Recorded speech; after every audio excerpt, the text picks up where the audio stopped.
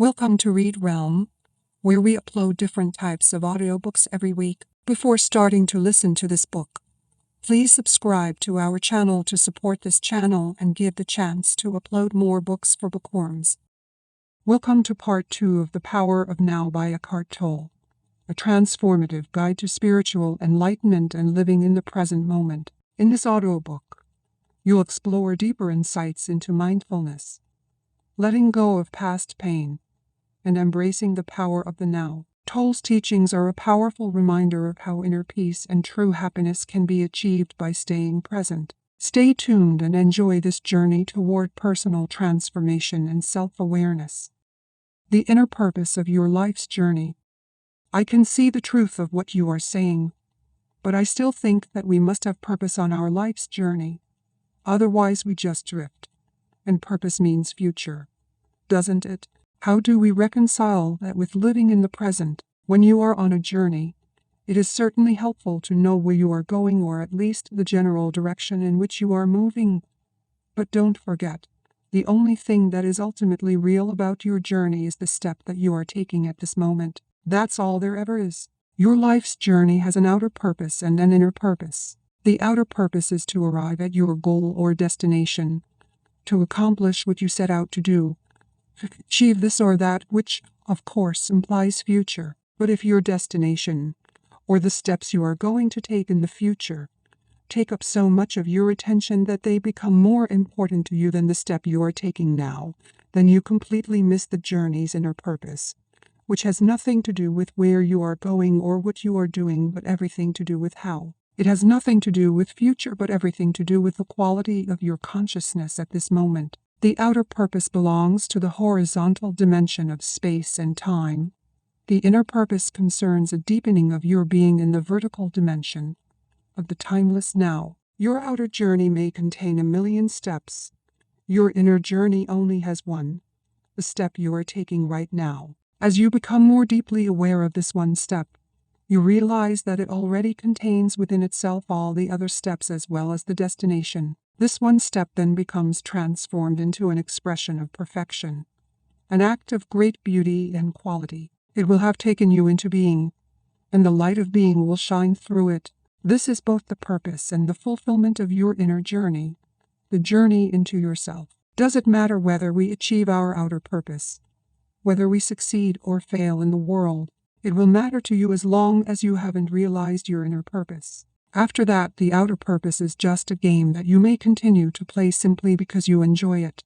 It is also possible to fail completely in your outer purpose and at the same time totally succeed in your inner purpose. Or the other way around, which is actually more common, outer riches and inner poverty, or to gain the world and lose your soul, as Jesus puts it. Ultimately, of course, every outer purpose is doomed to fail sooner or later, simply because it is subject to the law of impermanence of all things. The sooner you realize that your outer purpose cannot give you lasting fulfillment, the better. When you have seen the limitations of your outer purpose, you give up your unrealistic expectation that it should make you happy, and you make it subservient to your inner purpose. The past cannot survive in your presence. You mentioned that thinking or talking about the past unnecessarily is one of the ways in which we avoid the present. But apart from the past that we remember and perhaps identify with, isn't there another level of past within us that is much more deep-seated? I am talking about the unconscious past that conditions our lives, especially through early childhood experiences, perhaps even past life experiences. And then there is our cultural conditioning, which has to do with where we live geographically and the historical time period in which we live. All these things determine how we see the world, how we react, what we think, what kind of relationships we have, how we live our lives. How could we ever become conscious of all that or get rid of it? How long would that raise? And even if we did, what would there be left? What is left when illusion ends? There is no need to investigate the unconscious past in you except as it manifests at this moment as a thought, an emotion, a desire, a reaction, or an external event that happens to you. Whatever you need to know about the unconscious past in you, The challenges of the present will bring it out. If you delve into the past, it will become a bottomless pit. There is always more. You may think that you need more time to understand the past or become free of it. In other words, that the future will eventually free you of the past. This is a delusion. Only the present can free you of the past. More time cannot free you of time. Access the power of now. That is the key. What is the power of now? None other than the power of your presence. Your consciousness liberated from thought forms. So deal with the past on the level of the present. The more attention you give to the past, the more you energize it, and the more likely you are to make a self out of it. Don't misunderstand. Attention is essential, but not to the past as past. Give attention to the present. Give attention to your behavior, to your reactions, moods, thoughts, emotions, fears, and desires as they occur in the present. There's the past in you. If you can be present enough to watch all those things, not critically or analytically but non-judgmentally, then you are dealing with the past and dissolving it through the power of your presence. You cannot find yourself by going into the past. You find yourself by coming into the present. Isn't it helpful to understand the past and so understand why we do certain things, react in certain ways, or why we unconsciously create our particular kind of drama, patterns in relationships, and so on? As you become more conscious of your present reality, you may suddenly get certain insights as to why your conditioning functions in those particular ways. For example, why your relationships follow certain patterns, and you may remember things that happened in the past, or see them more clearly. That is fine and can be helpful, but it is not essential. What is essential is your conscious presence that dissolves the past. That is the transformative agent. So don't seek to understand the past, but be as present as you can. The past cannot survive in your presence. It can only survive in your absence. Chapter 5. The state of presence. It's not what you think it is. You keep talking about the state of presence as the key. I think I understand it intellectually, but I don't know if I have ever truly experienced it. I wonder, is it what I think it is, or is it something entirely different? It's not what you think it is. You can think about presence, and the mind can't understand it. Understanding presence is being present. Try a little experiment. Close your eyes and say to yourself, I wonder what my next thought is going to be. Then become very alert and wait for the next thought. Be like a cat watching a mouse hole. What thought is going to come out of the mouse hole? Try it now. Well, I had to wait for quite a long time before a thought came in. Exactly. As long as you are in a state of intense presence, you are free of thought. You are still, yet highly alert. The instant your conscious attention sinks below a certain level, thought rushes in. The mental noise returns. The stillness is lost. You are back in time to test their degree of presence. Some Zen masters have been known to creep up on their students from behind and suddenly hit them with a stick. Quite a shock. If the student had been fully present and in a state of alertness, if he had kept his loin girded and his lamp burning, which is one of the analogies that Jesus uses for presence, he would have noticed the master coming up from behind and stopped him or stepped aside. But if he were hit, that would mean he was immersed in thought, which is to say absent, unconscious. To stay present in everyday life, it helps to be deeply rooted within yourself. Otherwise, the mind, which has incredible momentum, will drag you along like a wild river. What do you mean by rooted within yourself? It means to inhabit your body fully, to always have some of your attention in the inner energy field of your body, to feel the body from within, so to speak. Body awareness keeps you present. It anchors you in the now. The esoteric meaning of waiting, in a sense. The state of presence could be compared to waiting. Jesus used the analogy of waiting in some of his parables. This is not the usual bored or restless kind of waiting that is a denial of the present, and that I spoke about already. It is not a waiting in which your attention is focused on some point in the future and the present is perceived as an undesirable obstacle that prevents you from having what you want. There is a qualitatively different kind of waiting, one that requires your total alertness. Something could happen at any moment, and if you are not absolutely awake, absolutely still, you will miss it. This is the kind of waiting Jesus talks about.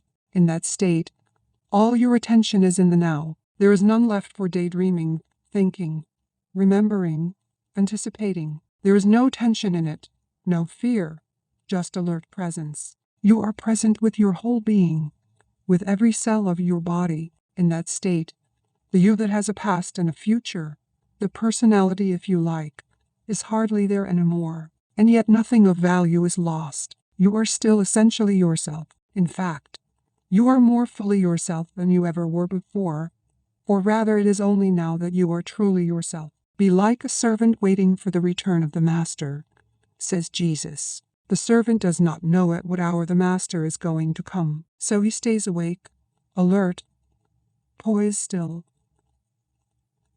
They miss the master's arrival. In another parable, Jesus speaks of the 5 careless, unconscious women who do not have enough oil, consciousness to keep their lamps burning, stay present and so miss the bridegroom, the now and don't get to the wedding feast, enlightenment. These 5 stand in contrast to the 5 wise women who have enough oil, stay conscious. Even the men who wrote the Gospels did not understand the meaning of these parables, so the first misinterpretations and distortions crept in as they were written down. With subsequent erroneous interpretations, the real meaning was completely lost. These are parables not about the end of the world, but about the end of psychological time. They point to the transcendence of the egoic mind and the possibility of living in an entirely new state of consciousness. Beauty arises in the stillness of your presence. What you have just described is something that I occasionally experience for brief moments when I am alone and surrounded by nature. Yes, Zen masters use the word satori to describe a flash of insight, a moment of no mind and total presence. Although satori is not a lasting transformation, be grateful when it comes, for it gives you a taste of enlightenment. You may, indeed, have experienced it many times without knowing what it is and realizing its importance. Presence is needed to become aware of the beauty, the majesty, the sacredness of nature. Have you ever gazed up into the infinity of space on a clear night, awestruck by the absolute stillness and inconceivable vastness of it? Have you listened, truly listened, to the sound of a mountain stream in the forest, or to the song of a blackbird, as on a quiet summer evening? To become aware of such things, the mind needs to be still. You have to put down for a moment your personal baggage of problems, of past and future, as well as all your knowledge. Otherwise, you will see but not see, hear but not hear. Your total presence is required. Beyond the beauty of the external forms, there is more here, something that cannot be named, something ineffable, some deep inner, holy essence. Whenever and wherever there is beauty, this inner essence shines through somehow. It only reveals itself to you when you are present. Could it be that this nameless essence and your presence are one and the same? Would it be there without your presence? Go deeply into it. Find out for yourself. When you experienced those moments of presence, you likely didn't realize that you were briefly in a state of no mind. This is because the gap between that state and the influx of thought was too narrow. Your satori may only have lasted for a few seconds before the mind came in, but it was there. Otherwise, you would not have experienced the beauty. Mind can neither recognize nor create beauty. Only for a few seconds, while you were completely present, was that beauty or that sacredness there. Because of the narrowness of that gap and a lack of vigilance and alertness on your part, you were probably unable to see the fundamental difference between the perception, the thoughtless awareness of beauty, and the naming and interpreting of it as thought. The time gap was so small that it seemed to be a single process. The truth is, however, that the moment thought came in, all you had was a memory of it. The wider the time gap between perception and thought, the more depth there is to you as a human being, which is to say the more conscious you are. Many people are so imprisoned in their minds that the beauty of nature does not really exist for them. They might say, What a pretty flower, but that's just a mechanical mental labeling, because they are not still, not present. They don't truly see the flower, don't feel its essence, its holiness, just as they don't know themselves, don't feel their own essence, their own holiness, because we live in such a mind-dominated culture.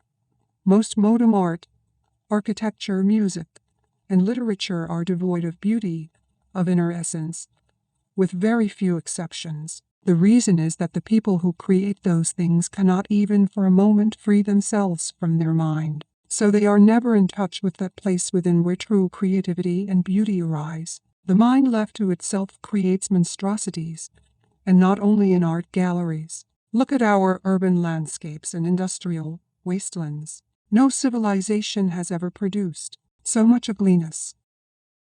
Realizing pure consciousness is presence the same as being. When you become conscious of being, what is really happening is that being becomes conscious of itself. When being becomes conscious of itself, that's presence. Since being, consciousness, and life are synonymous, we could say that presence means consciousness becoming conscious of itself, or life attaining self-consciousness. But don't get attached to the words, and don't make an effort to understand this. There is nothing that you need to understand before you can become present.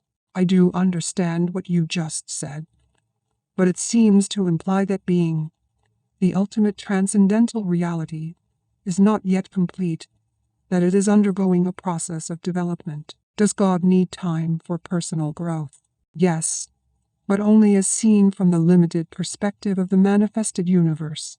In the Bible, God declares, I am the Alpha and the Omega, and I am the living one. In the timeless realm where God dwells, which is also your home, the beginning and the end, the Alpha and the Omega, are one, and the essence of everything that ever has been and ever will be is eternally present in an unmanifested state of oneness and perfection totally beyond anything the human mind can ever imagine or comprehend. In our world of seemingly separate forms, however, timeless perfection is an inconceivable concept. Here even consciousness, which is the light emanating from the eternal source, seems to be subject to a process of development. But this is due to our limited perception. It is not so in absolute terms. Nevertheless, let me continue to speak for a moment about the evolution of consciousness in this world. Everything that exists as being, as God essence, has some degree of consciousness. Even a stone has rudimentary consciousness. Otherwise it would not be, and its atoms and molecules would disperse. Everything is alive. The sun, the earth, plants, animals, humans, all are expressions of consciousness in varying degrees, consciousness manifesting as form. The world arises when consciousness takes on shapes and forms, thought forms and material forms. Look at the millions of life forms on this planet alone, in the sea, on land, in the air, and then each life form is replicated millions of times. To what end? Is someone or something playing a game with form? This is what the ancient seers of India asked themselves. They saw the world as Leela, a kind of divine game that God is playing. The individual life forms are obviously not very important in this game. In the sea, most life forms don't survive for more than a few minutes after being born. The human form turns to dust pretty quickly too, and when it is gone it is as if it had never been. Is that tragic or cruel? Only if you create a separate identity for each form. If you forget that its consciousness is God essence expressing itself in form, but you don't truly now that until you realize your own God essence as pure consciousness. If a fish is born in your aquarium and you call it John, write out a birth certificate, tell him about his family history, and 2 minutes later he gets eaten by another fish. That's tragic.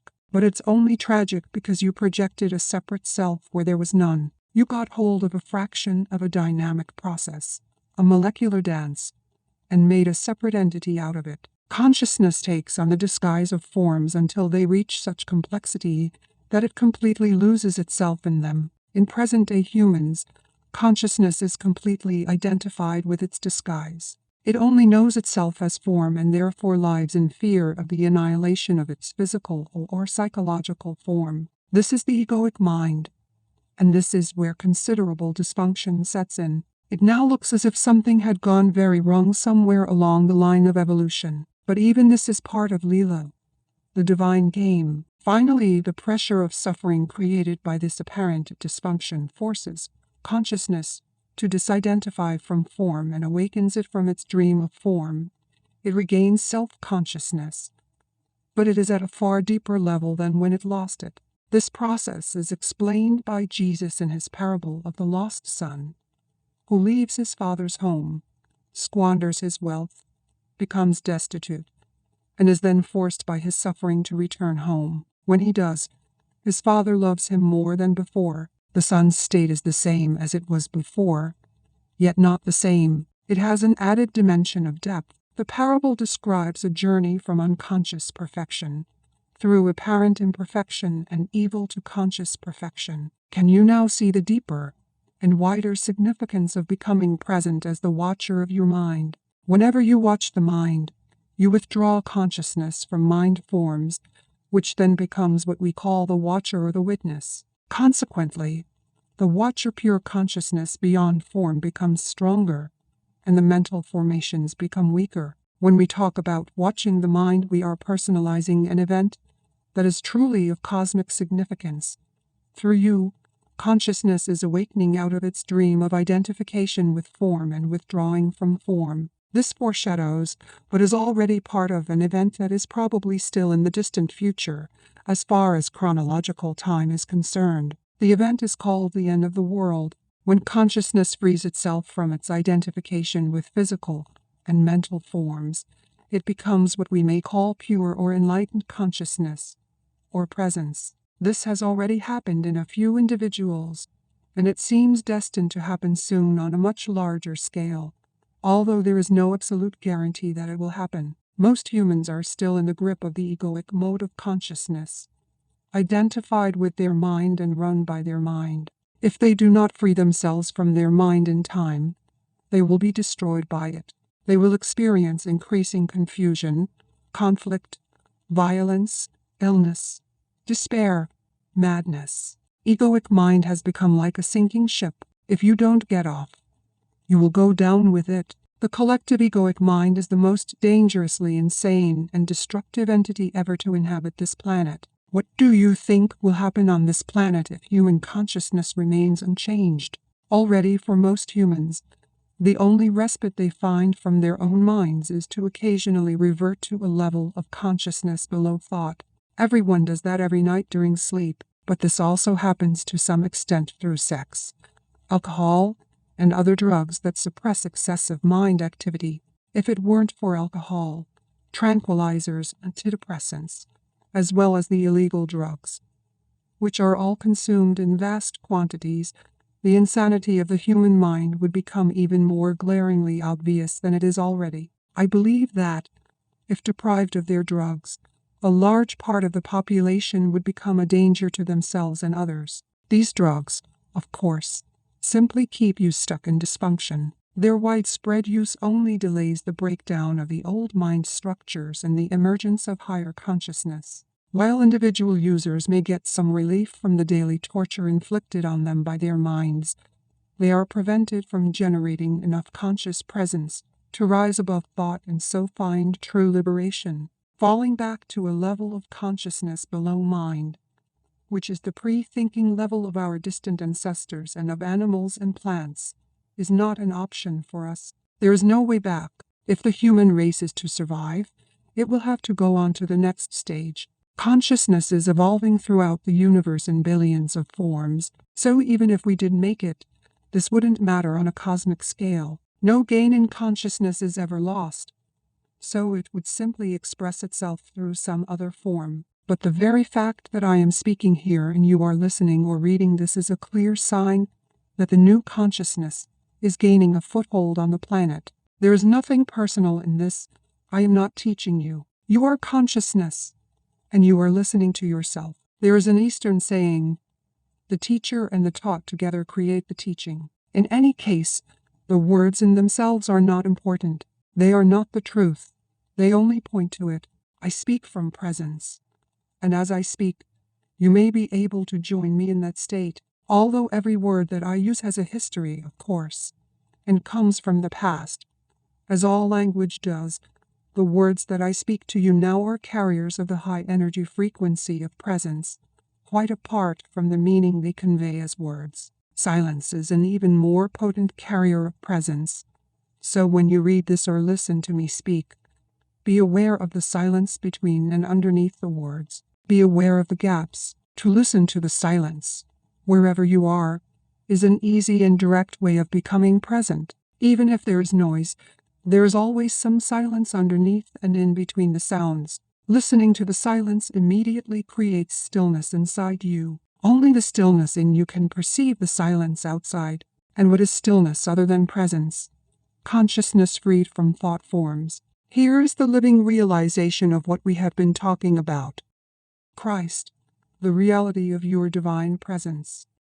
Don't get attached to any one word. You can substitute Christ for presence, if that is more meaningful to you. Christ is your God essence or the self, as it is sometimes called in the East. The only difference between Christ and presence is that Christ refers to your indwelling divinity regardless of whether you are conscious of it or not, whereas presence means your awakened divinity or God essence. Many misunderstandings and false beliefs about Christ will clear if you realize that there is no past or future in Christ. To say that Christ was or will be is a contradiction in terms. Jesus was. He was a man who lived 2,000 years ago and realized divine presence, his true nature. And so he said, "Before Abraham was I am." He did not say, "I already existed before Abraham was born." That would have meant that he was still within the dimension of time and form identity.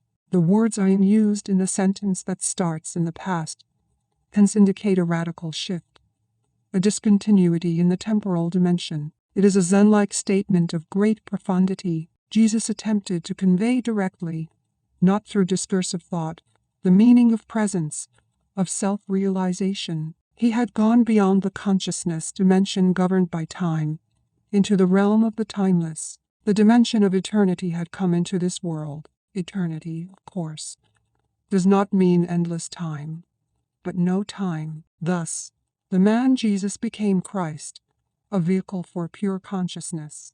And what is God's self-definition in the Bible? Did God say, "I have always been, and I always will be"? Of course not. That would have given reality to past and future. God said, "I'm that I am." No time here, just presence. The second coming of Christ is a transformation of human consciousness, a shift from time to presence, from thinking to pure consciousness, not the arrival of some man or woman. If Christ were to return tomorrow in some externalized form, what could he or she possibly say to you other than this? "I am the truth. I am divine presence. I am eternal life. I am within you. I am here. I am now." Never personalize Christ. Don't make Christ into a form identity. Avatars, divine mothers, enlightened masters, the very few that are real, are not special as persons, without a false self to uphold, defend, and feed. They are more simple, more ordinary than the ordinary man or woman. Anyone with a strong ego would regard them as insignificant or, more likely, not see them at all. If you are drawn to an enlightened teacher, it is because there is already enough presence in you to recognize presence in another. There were many people who did not recognize Jesus or the Buddha, as there are and always have been many people who are drawn to false teachers. Egos are drawn to bigger egos. Darkness cannot recognize light. Only light can recognize light. So don't believe that the light is outside you or that it can only come through one particular form. If only your master is an incarnation of God, then who are you? Any kind of exclusivity is identification with form, and identification with form means ego, no matter how well disguised. Use the master's presence to reflect your own identity beyond name and form back to you, and to become more intensely present yourself. You will soon realize that there is no mine or yours in presence. Presence is one. Group work can also be helpful for intensifying the light of your presence. A group of people coming together in a state of presence generates a collective energy field of great intensity. It not only raises the degree of presence of each member of the group but also helps to free the collective human consciousness from its current state of mind dominance. This will make the state of presence increasingly more accessible to individuals. However, unless at least one member of the group is already firmly established in it and thus can hold the energy frequency of that state, the egoic mind can easily reassert itself and sabotage the group's endeavors. Although group work is invaluable, it is not enough, and you must not come to depend on it, nor must you come to depend on a teacher or a master, except during the transitional period, when you are learning the meaning and practice of presence. Chapter 6. The Inner Body. Being is your deepest self. You spoke earlier about the importance of having deep roots within or inhabiting the body. Can you explain what you meant by that? The body can become a point of access into the realm of being. Let's go into that more deeply now. I am still not quite sure if I fully understand what you mean by being. What do you mean by that? I don't understand it. This is what a fish would say if it had a human mind. Please stop trying to understand being. You have already had significant glimpses of being, but the mind will always try to squeeze it into a little box and then put a label on it. It cannot be done. It cannot become an object of knowledge. In being, subject and object merge into one. Being can be felt as the ever-present I am that is beyond name and form. To feel and thus to know that you are and to abide in that deeply rooted state is enlightenment, is the truth that Jesus says will make you free. Free from what? Free from the illusion that you are nothing more than your physical body and your mind. This illusion of the self, as the Buddha calls it, is the core error. Free from fear in its countless disguises as the inevitable consequence of that illusion, the fear that is your constant tormentor, as long as you derive your sense of self only from this ephemeral and vulnerable form. And free from sin, which is the suffering you unconsciously inflict on yourself and others as long as this illusory sense of self governs what you think, do. Look beyond the words. I don't like the word sin. It implies that I am being judged and found guilty. I can understand that.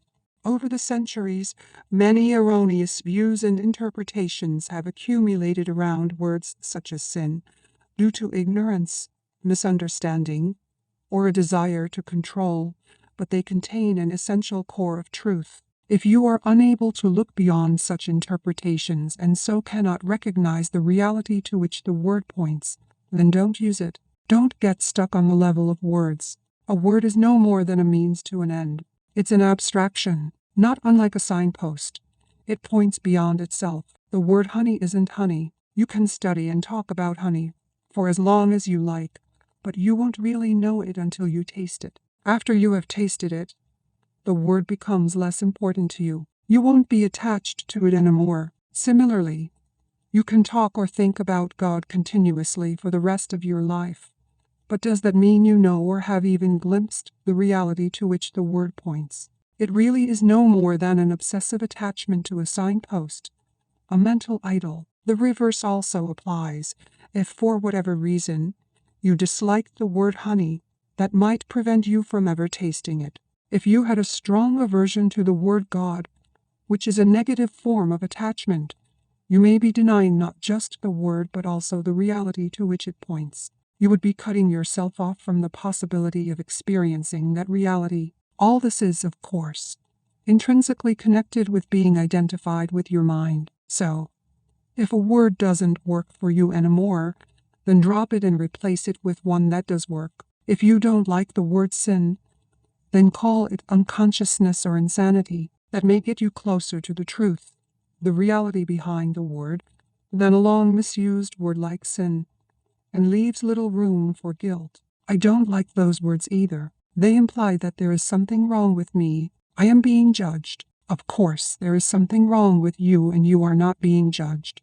I don't mean to offend you personally, but do you not belong to the human race that has killed over 2 million members of their own species in the 20th century alone? You mean guilt by association. It is not a question of guilt, but as long as you are run by the egoic mind, you are part of the collective insanity. Perhaps you haven't looked very deeply into the human condition in its state of dominance by the egoic mind. Open your eyes and see the fear, the despair, the greed, and the violence that are all pervasive. See the heinous cruelty and suffering on an unimaginable scale that humans have inflicted and continue to inflict on each other as well as on other life forms on the planet. You don't need to condemn, just observe. That is sin. That is insanity. That is unconsciousness. Above all, don't forget to observe your own mind. Seek out the root of the insanity there, finding your invisible and indestructible reality.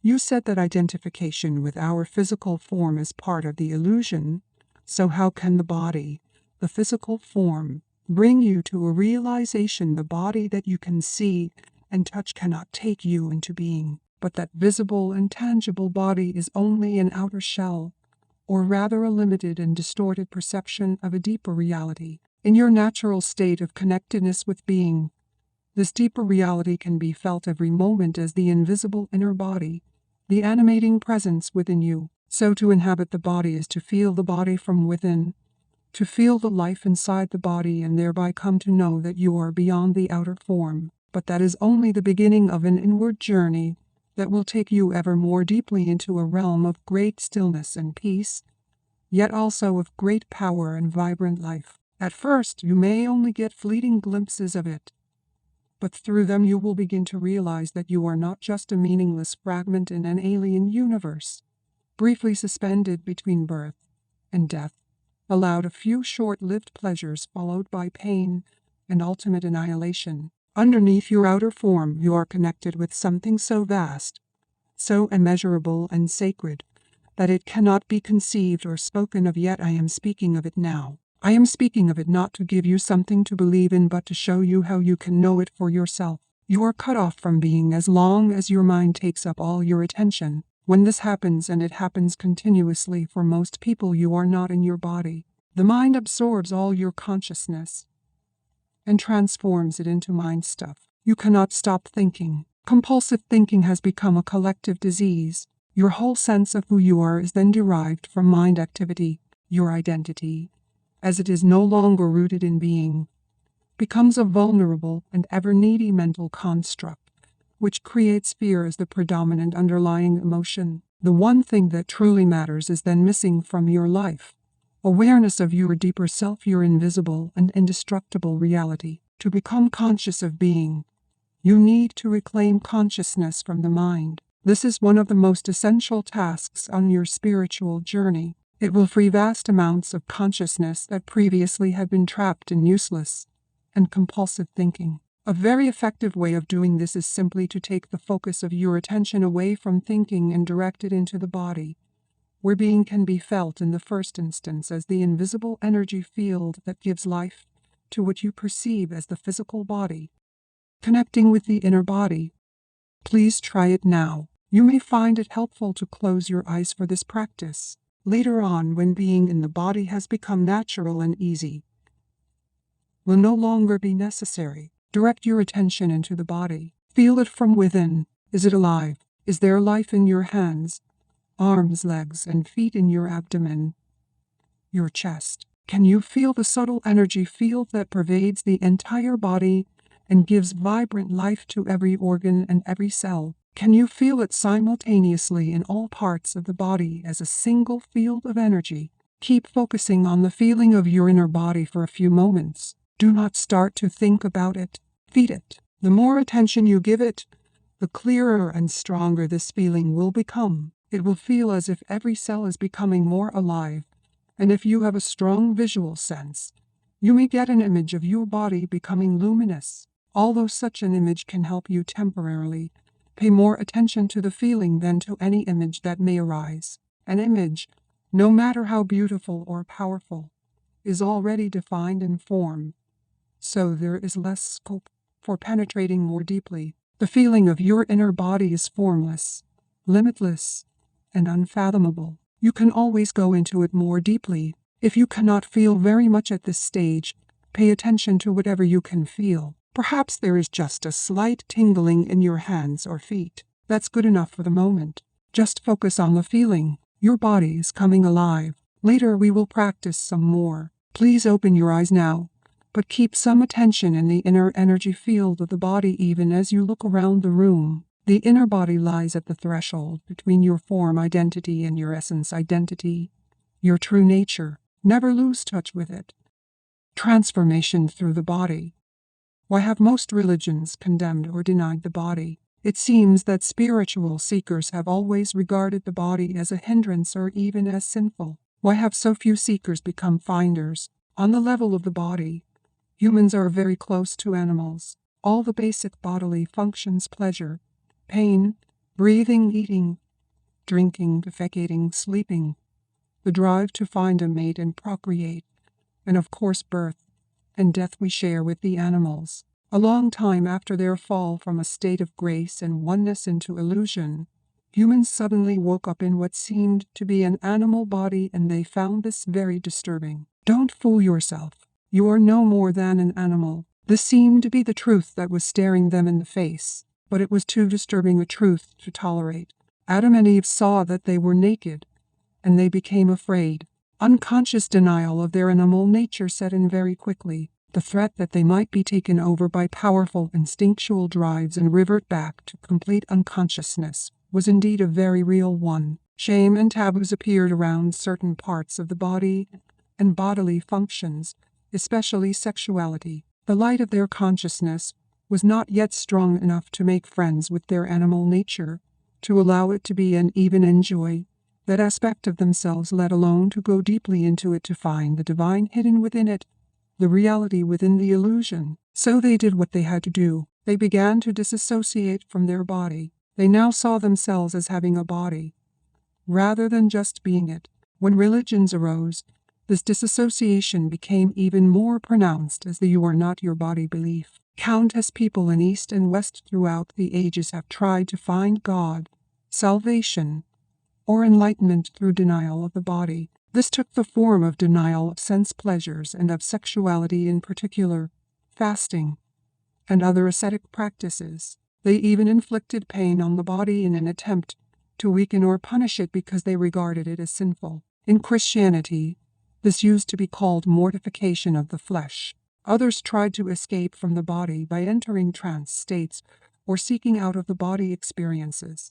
Many still do. Even the Buddha is said to have practiced body denial through fasting and extreme forms of asceticism for 6 years, but he did not attain enlightenment until after he had given up this practice. The fact is that no one has ever become enlightened through denying or fighting the body or through an out-of-the-body experience. Although such an experience can be fascinating and can give you a glimpse of the state of liberation from the material form, in the end you will always have to return to the body, where the essential work of transformation takes place. Transformation is through the body, not away from it. This is why no true master has ever advocated fighting or leaving the body, although their mind-based followers often have. Of the ancient teachings concerning the body, only certain fragments survive, such as Jesus' statement that your whole body will be filled with light, or they survive as myths,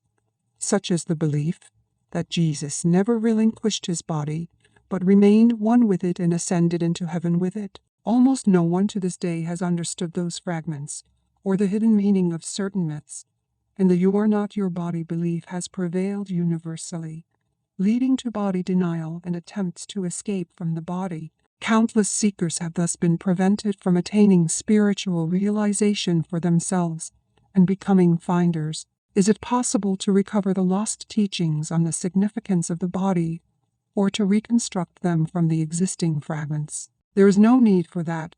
All spiritual teachings originate from the same source. In that sense, there is and always has been only one master, who manifests in many different forms. I am that master, and so are you, once you are able to access the source within, and the way to it is through the inner body. Although all spiritual teachings originate from the same source, Once they become verbalized and written down, they are obviously no more than collections of words, and a word is nothing but a signpost. As we talked about earlier, all such teachings are signposts, pointing the way back to the source. I have already spoken of the truth that is hidden within your body, but I will summarize for you again the lost teachings of the Masters, so here is another signpost. Please endeavor to feel your inner body as you read or listen. Sermon on the Body. What you perceive as a dense physical structure called the body, which is subject to disease, old age, and death, is not ultimately real, is not you. It is a misperception of your essential reality that is beyond birth and death, and is due to the limitations of your mind, which, having lost touch with being, creates the body as evidence of its illusory belief in separation, and to justify its state of fear. But do not turn away from the body, for within that symbol of impermanence, limitation, and death that you perceive as the illusory creation of your mind is concealed the splendor of your essential and immortal reality. Do not turn your attention elsewhere in your search for the truth, for it is nowhere else to be found but within your body. Do not fight against the body, for in doing so you are fighting against your own reality. You are your body. You can see and touch is only a thin illusory veil. Underneath it lies the invisible inner body, the doorway into being, into life unmanifested. Through the inner body, you are inseparably connected to this unmanifested one life, birthless, deathless, eternally present. Through the inner body, you are forever one with God. Have deep roots within. The key is to be in a state of permanent connectedness with your inner body, to feel it at all times. This will rapidly deepen and transform your life. The more consciousness you direct into the inner body, the higher its vibrational frequency becomes, much like a light that grows brighter as you turn up the dimmer switch and so increase the flow of electricity. At this higher energy level, negativity cannot affect you anymore, and you tend to attract new circumstances that reflect this higher frequency. If you keep your attention in the body as much as possible, you will be anchored in the now. You won't lose yourself in the external world, and you won't lose yourself in your mind. Thoughts and emotions, fears and desires may still be there to some extent, but they won't take you over. Please examine where your attention is at this moment. You are listening to me, or you are reading these words in a book. That is the focus of your attention. You are also peripherally aware of your surroundings, other people, and so on. Furthermore, there may be some mind activity around what you are hearing or reading, some mental commentary, yet there is no need for any of this to absorb all your attention. See if you can be in touch with your inner body at the same time. Keep some of your attention within. Don't let it all flow out. Feel your whole body from within as a single field of energy. It is almost as if you were listening or reading with your whole body. Let this be your practice in the days and weeks to come. Do not give all your attention away to the mind and the external world. By all means focus on what you are doing, but feel the inner body at the same time whenever possible. Stay rooted within. Then observe how this changes your state of consciousness and the quality of what you are doing. Whenever you are waiting, wherever it may be, use that time to feel the inner body. In this way, traffic jams and lineups become very enjoyable. Instead of mentally projecting yourself away from the now, go more deeply into the now by going more deeply into the body. The art of inner body awareness will develop into a completely new way of living, a state of permanent connectedness with being, and will add a depth to your life that you have never known before. It is easy to stay present as the observer of your mind when you are deeply rooted within your body. No matter what happens on the outside, nothing can shake you anymore. Unless you stay present and inhabiting your body is always an essential aspect of it, you will continue to be run by your mind. The script in your head that you learned a long time ago, the conditioning of your mind, will dictate your thinking and your behavior. You may be free of it for brief intervals, but rarely for long. This is especially true when something goes wrong or there is some loss or upset. Your conditioned reaction will then be involuntary, automatic, and predictable, fueled by the one basic emotion that underlies the mind-identified state of consciousness, fear. So when such challenges come, as they always do. Make it a habit to go within at once and focus as much as you can on the inner energy field of your body. This need not take long, just a few seconds, but you need to do it the moment that the challenge presents itself. Any delay will allow a conditioned mental-emotional reaction to arise and take you over. When you focus within and feel the inner body, you immediately become still and present as you are withdrawing consciousness from the mind. Your response is required in that situation.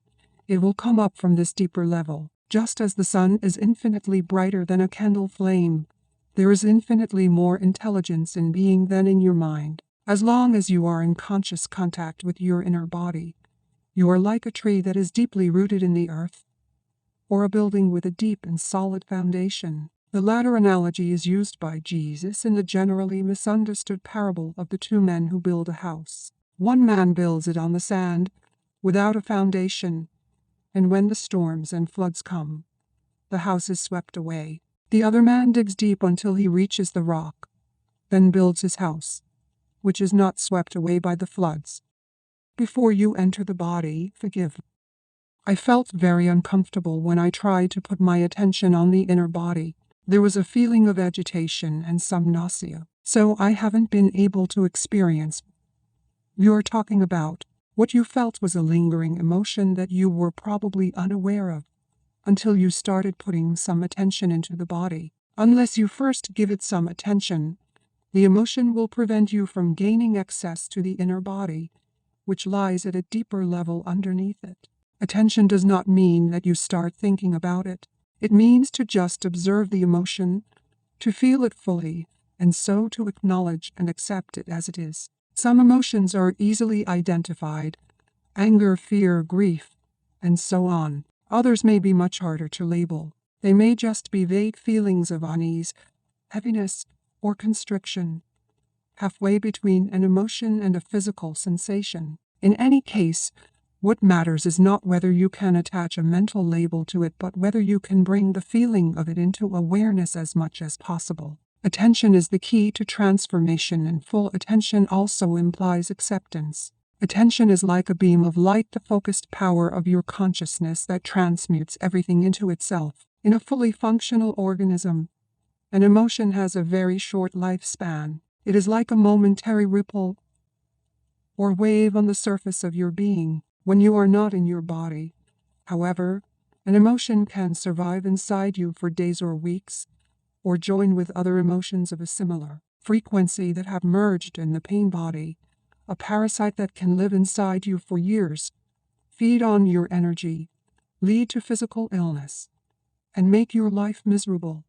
See Chapter 2. So place your attention on feeling the emotion and check whether your mind is holding on to a grievance pattern such as blame, self-pity, or resentment that is feeding the emotion. If that is the case, it means that you haven't forgiven. Non-forgiveness is often toward another person or yourself, but it may just as well be toward any situation or condition, past, present, or future, that your mind refuses to accept. Yes, there can be non-forgiveness even with regard to the future. This is the mind's refusal to accept uncertainty, to accept that the future is ultimately beyond its control. Forgiveness is to relinquish your grievance and so to let go of grief. It happens naturally once you realize that your grievance serves no purpose except to strengthen a false sense of self. Forgiveness is to offer no resistance to life, to allow life to live through you. The alternatives are pain and suffering, a greatly restricted flow of life energy, and in many cases physical disease. The moment you truly forgive, you have reclaimed your power from the mind. Non-forgiveness is the very nature of the mind. Just as the mind-made false self, the ego, cannot survive without strife and conflict, the mind cannot forgive. Only you can. You become present. You enter your body. You feel the vibrant peace and stillness that emanate from being. That is why Jesus said, before you enter the temple, forgive. Your link with the unmanifested. What is the relationship between presence and the inner body? Presence is pure consciousness, consciousness that has been reclaimed from the mind, from the world of form. The inner body is your link with the unmanifested, and in its deepest aspect is the unmanifested, the source from which consciousness emanates as light emanates from the sun. Awareness of the inner body is consciousness remembering its origin and returning to the source. Is the unmanifested the same as being? Yes. The word unmanifested attempts, by way of negation, to express that which cannot be spoken, thought or imagined. It points to what it is by saying what it is not.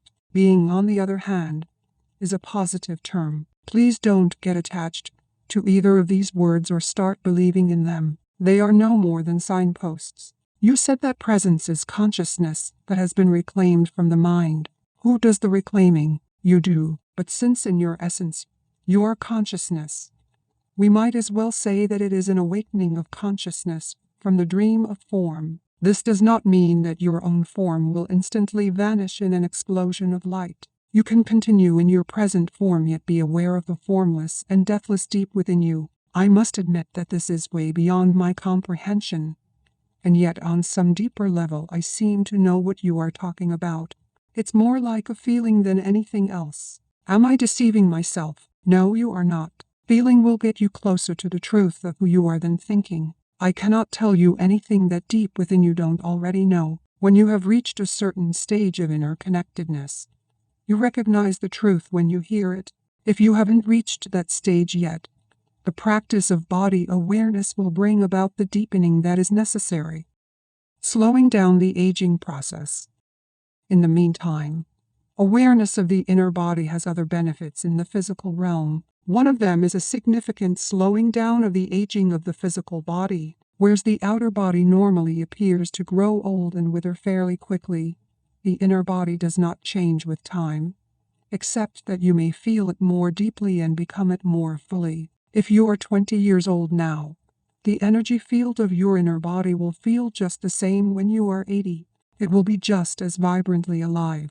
As soon as your habitual state changes from being out of body and trapped in your mind to being in the body and present in the now, your physical body will feel lighter, clearer, more alive. As there is more consciousness in the body, its molecular structure actually becomes less dense. More consciousness means a lessening of the illusion of materiality. When you become identified more with the timeless inner body than with the outer body, when presence becomes your normal mode of consciousness, and past and future no longer dominate your attention, you do not accumulate time anymore in your psyche and in the cells of the body. The accumulation of time as the psychological burden of past and future greatly impairs the cell's capacity for self-renewal. So if you inhabit the inner body, the outer body will grow old at a much slower rate, and even when it does, your timeless essence will shine through the outer form,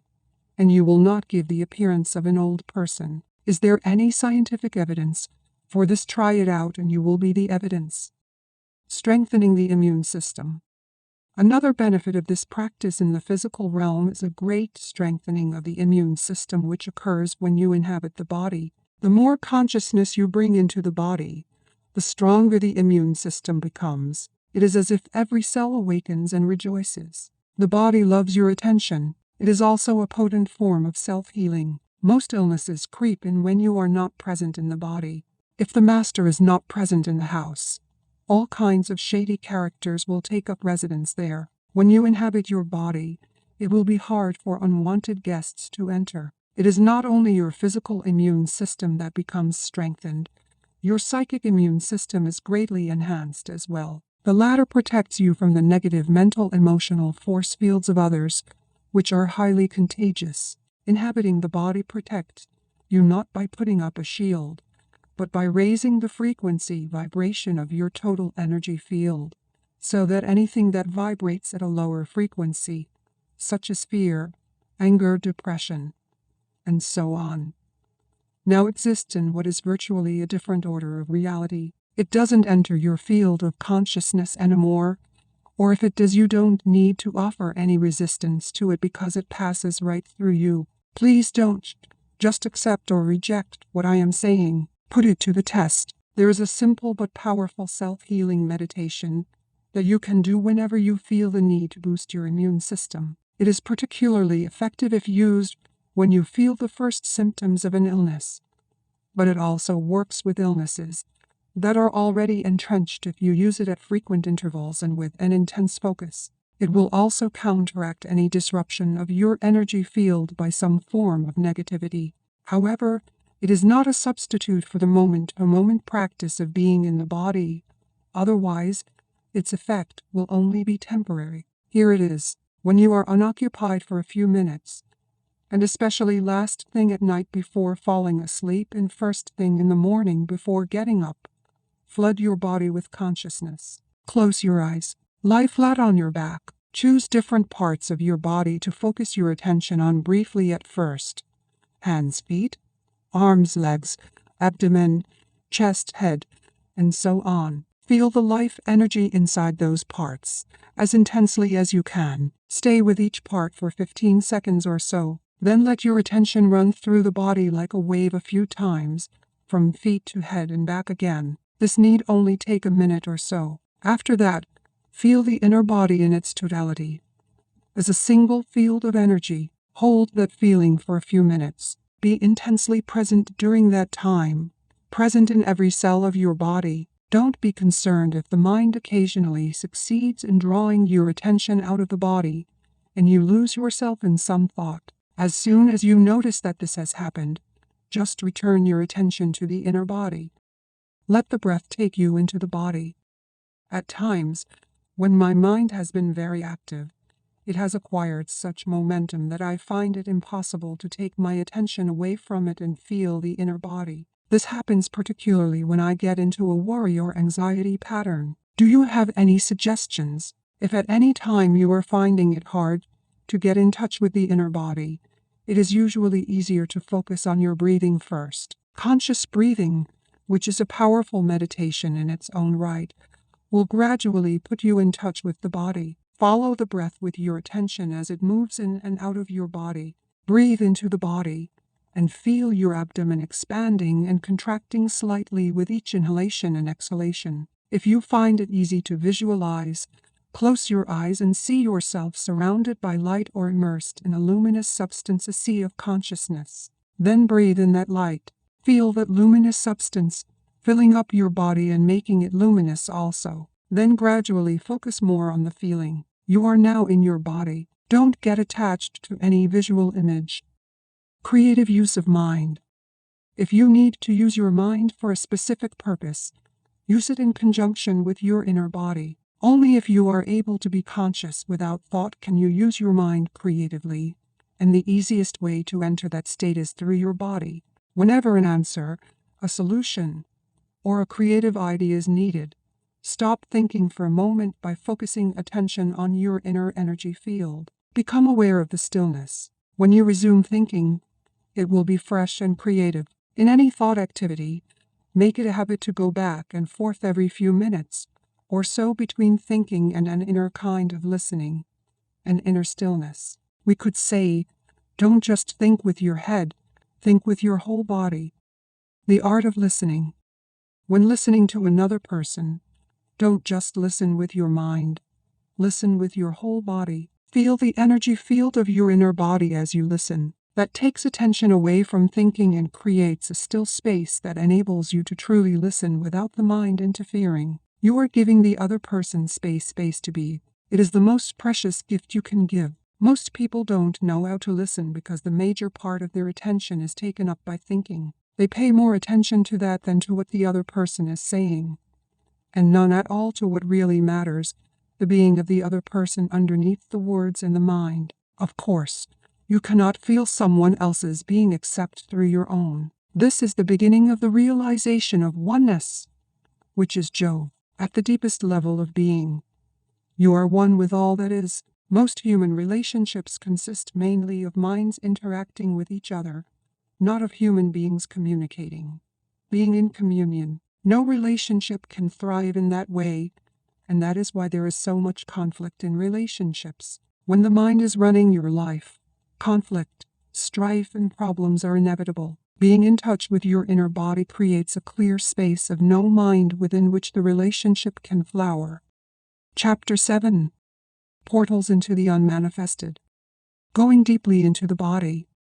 I can feel the energy inside my body, especially in my arms and legs, but I don't seem to be able to go more deeply, as you suggested earlier. Make it into a meditation. It needn't take long. 10 to 15 minutes of clock time should be sufficient. Make sure first that there are no external distractions, such as telephones or people who are likely to interrupt you. Sit on a chair, but don't lean back. Keep the spine erect. Doing so will help you to stay alert. Alternatively, choose your own favorite position for meditation. Make sure the body is relaxed. Close your eyes. Take a few deep breaths. Feel yourself breathing into the lower abdomen, as it were. Observe how it expands and contracts slightly with each in and out breath. Then become aware of the entire inner energy field of the body. Don't think about it, feel it. By doing this, you reclaim consciousness from the mind. If you find it helpful, use the light visualization I described earlier. When you can feel the inner body clearly as a single field of energy, let go, if possible, of any visual image and focus exclusively on the feeling. If you can, also drop any mental image you may still have of the physical body. All that is left then is an all-encompassing sense of presence or beingness, and the inner body is felt to be without a boundary. Then take your attention even more deeply into that feeling. Become one with it. Merge with the energy field so that there is no longer a perceived duality of the observer and the observed, of you and your body. The distinction between inner and outer also dissolves now, so there is no inner body anymore. By going deeply into the body, you have transcended the body. Stay in this realm of pure being for as long as feels comfortable. Then become aware again of the physical body, your breathing and physical senses, and open your eyes. Look at your surroundings for a few minutes in a meditative way, that is, without labeling them mentally, and continue to feel the inner body as you do so. Having access to that formless realm is truly liberating. It frees you from bondage to form and identification with form. It is life in its undifferentiated state, prior to its fragmentation into multiplicity. We may call it the unmanifested, the invisible source of all things, the being within all beings. It is a realm of deep stillness and peace, but also of joy and intense aliveness. Whenever you are present, you become transparent to some extent to the light, the pure consciousness that emanates from this source. You also realize that the light is not separate from who you are but constitutes your very essence. The source of Chai is the unmanifested, what in the East is called Chai, a kind of universal life energy. No, it isn't. The unmanifested is the source of Chai. Chai is the inner energy field of your body. It is the bridge between the outer you and the source. It lies halfway between the manifested, the world of form, and the unmanifested. Chai can be likened to a river or an energy stream. If you take the focus of your consciousness deeply into the inner body, you are tracing the course of this river back to its source. Chai is movement. The unmanifested is stillness. When you reach a point of absolute stillness, which is nevertheless vibrant with life, you have gone beyond the inner body and beyond Chai to the source itself, the unmanifested universe. Chai is the link between the unmanifested and the physical, so if you take your attention deeply into the inner body, you may reach this point, the singularity, where the world dissolves into the unmanifested, and the unmanifested takes on form as the energy stream of Chai, which then becomes the world. This is the point of birth and death. When your consciousness is directed outward, mind and world arise. When it is directed inward, it realizes its own source and returns home into the unmanifested. Then, when your consciousness comes back to the manifested world, you reassume the form identity that you temporarily relinquished. You have a name, a past, a life situation, a future, but in one essential respect, you are not the same person you were before. You will have glimpsed a reality within yourself that is not of this world, although it isn't separate from it, just as it isn't separate from you. Now let your spiritual practice be this.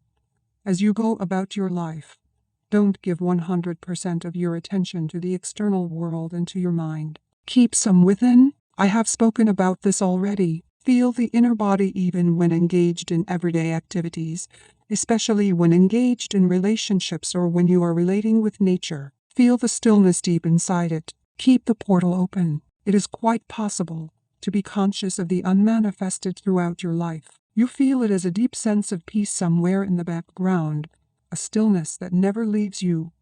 No matter what happens out here, you become a bridge between the unmanifested and the manifested, between God and the world.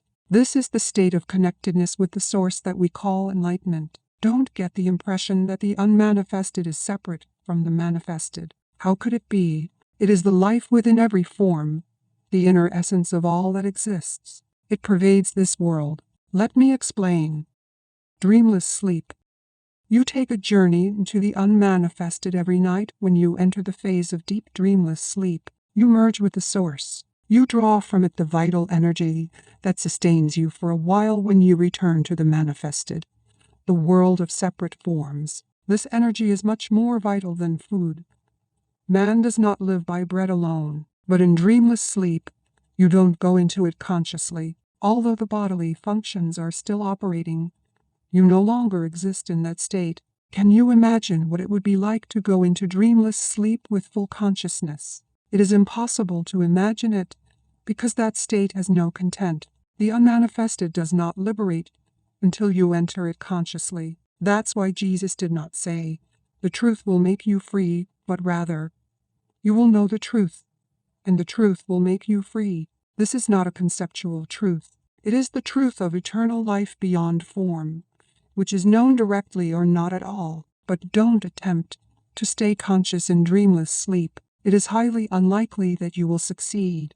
At most, you may remain conscious during the dream phase, but not beyond that. This is called lucid dreaming, which may be interesting and fascinating, but it is not liberating. So use your inner body as a portal through which you enter the unmanifested, and keep that portal open so that you stay connected with the source at all times. It makes no difference, as far as the inner body is concerned, whether your outer physical body is old or young, frail or strong. The inner body is timeless. If you are not yet able to feel the inner body, use one of the other portals, although ultimately they are all one. Some I have spoken about at length already, but I'll mention them again briefly here. Other portals. The now can be seen as the main portal. It is an essential aspect of every other portal, including the inner body. You cannot be in your body without being intensely present in the now. Time and the manifested are as inextricably linked as are the timeless now and the unmanifested. When you dissolve psychological time through intense present moment awareness, you become conscious of the unmanifested both directly and indirectly. Directly, you feel it as the radiance and power of your conscious presence, no content, just presence. Indirectly, you are aware of the unmanifested in and through the sensory realm. In other words, you feel the God essence in every creature, every flower, every stone, and you realize all that is holy. This is why Jesus, speaking entirely from his essence or Christ identity, says in the Gospel of Thomas, "Split a piece of wood, I am there. Lift up a stone, and you will find me there." Another portal into the unmanifested is created through the cessation of thinking. This can start with a very simple thing, such as taking one conscious breath or looking, in a state of intense alertness, at a flower, so that there is no mental commentary running at the same time. There are many ways to create a gap in the incessant stream of thought. This is what meditation is all about. Thought is part of the realm of the manifested. Continuous mind activity keeps you imprisoned in the world form and becomes an opaque screen that prevents you from becoming conscious of the unmanifested, conscious of the formless and timeless God essence in yourself and in all things and all creatures. When you are intensely present, you don't need to be concerned about the cessation of thinking, of course, because the mind then stops automatically. That's why I said the now is an essential aspect of every other portal. Surrender the letting go of mental emotional resistance to what is also becomes a portal into the unmanifested. The reason for this is simple. Inner resistance cuts you off from other people, from yourself, from the world around you. It strengthens the feeling of separateness on which the ego depends for its survival. the stronger the feeling of separateness. The more you are bound to the manifested, to the world of separate forms, the more you are bound to the world of form, the harder and more impenetrable your form identity becomes. The portal is closed, and you are cut off from the inner dimension, the dimension of depth. In the state of surrender, your form identity softens and becomes somewhat transparent. As it were, so the unmanifested can shine through you. It's up to you to open a portal in your life that gives you conscious access to the unmanifested. Get in touch with the energy field of the inner body. Be intensely present. Disidentify from the mind. Surrender to what is. These are all portals you can use, but you only need to use one. Surely love must also be one of those portals. No, it isn't. As soon as one of the portals is open, love is present in you as the feeling realization of oneness. Love isn't a portal. It's what comes through the portal into this world. As long as you are completely trapped in your form identity, there can be no love. Your task is not to search for love, but to find a portal through which love can enter. Silence. Are there any other portals apart from those you just mentioned? Yes, there are. The unmanifested is not separate from the manifested. It pervades this world, but is so well disguised that almost everybody misses it completely. If you know where to look, you will find it everywhere. A portal opens up every moment. Do you hear that dog barking in the distance, or that car passing by? Listen carefully. Can you feel the presence of the unmanifested in that? You can't. Look for it in the silence out of which the sounds come and into which they return. Pay more attention to the silence than to the sounds. Paying attention to outer silence creates inner silence. The mind becomes still. A portal is opening up. Every sound is born out of silence, dies back into silence, and during its lifespan is surrounded by silence. Silence enables the sound to be. It is an intrinsic but unmanifested part of every sound, every musical note, every song, every word. The unmanifested is present in this world as silence. This is why it has been said that nothing in this world is so like God as silence. All you have to do is pay attention to it. Even during a conversation, become conscious of the gaps between words, the brief silent intervals between sentences. As you do that, the dimension of stillness grows within you. You cannot pay attention to silence without simultaneously becoming still within. Silence without, stillness within. You have entered the unmanifested. Space. Just as no sound can exist without silence, nothing can exist without no thing, without the empty space that enables it to be. Every physical object or body has come out of nothing, is surrounded by nothing, and will eventually return to nothing. Not only that, but even inside every physical body there is far more nothing than something. Physicists tell us that the solidity of matter is an illusion. Even seemingly solid matter, including your physical body, is nearly 2% empty space. So vast are the distances between the atoms compared to their size. What is more, even inside every atom there is mostly empty space. What is left is more like a vibrational frequency than particles of solid matter, more like a musical note. Buddhists have known that for over 5 years. Form is emptiness. Emptiness is form, states the Heart Sutra, one of the best-known ancient Buddhist texts. The essence of all things is emptiness. The unmanifested is not only present in this world as silence, it also pervades the entire physical universe as space from within and without. This is just as easy to miss as silence. Everybody pays attention to the things in space, but who pays attention to space itself? You seem to be implying that emptiness or nothing is not just nothing, that there is some mysterious quality to it. What is this nothing? You cannot ask such a question. Your mind is trying to make nothing into something. The moment you make it into something, you have missed it. Nothing space is the appearance of the unmanifested as an externalized phenomenon in a sense-perceived world. That's about as much as one can say about it, and even that is a kind of paradox. It cannot become an object of knowledge. You can't do a PhD on nothing. When scientists study space, they usually make it into something and thereby miss its essence entirely. Not surprisingly, The latest theory is that space isn't empty at all, that it is filled with some substance. Once you have a theory, it's not too hard to find evidence to substantiate it, at least until some other theory comes along. Nothing can only become a portal into the unmanifested for you if you don't try to grasp or understand it.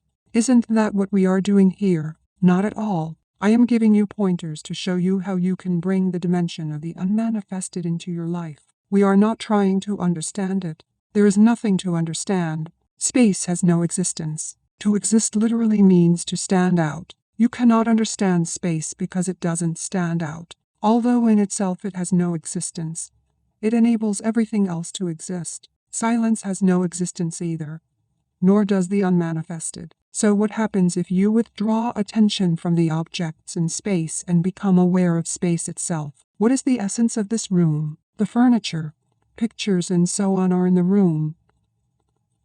They are not the room. The floor, walls, and ceiling define the boundary of the room, but they are not the room either. So what is the essence of the room? Space, of course. Empty space. There would be no room without it. Since space is nothing, we can say that what is not there is more important than what is there. So become aware of the space that is all around you. Don't think about it. Feel it as it were. Pay attention to nothing. As you do that, a shift in consciousness takes place inside you. Here is why. The inner equivalent to objects in space, furniture, walls, and so on are your mind objects, thoughts, emotions, and the objects of the senses. And the inner equivalent of space is the consciousness that enables your mind objects to be, just as space allows all things to be. So if you withdraw attention from things objects in space, you automatically withdraw attention from your mind objects as well. In other words, you cannot think and be aware of space or of silence. For that matter, by becoming aware of the empty space around you, you simultaneously become aware of the space of no mind, of pure consciousness, the unmanifested. This is how the contemplation of space can become a portal for you. Space and silence are two aspects of the same thing, the same nothing. They are an externalization of inner space and inner silence, which is stillness, the infinitely creative womb of all existence. Most humans are completely unconscious of this dimension. There is no inner space, no stillness. They are out of balance. In other words, they know the world, or think they do, but they don't know God. They identify exclusively with their own physical and psychological form, unconscious of essence. And because every form is highly unstable, they live in fear. This fear causes a deep misperception of themselves and of other humans, a distortion in their vision of the world. If some cosmic convulsion brought about the end of our world, the unmanifested would remain totally unaffected by this. A Course in Miracles expresses this truth poignantly.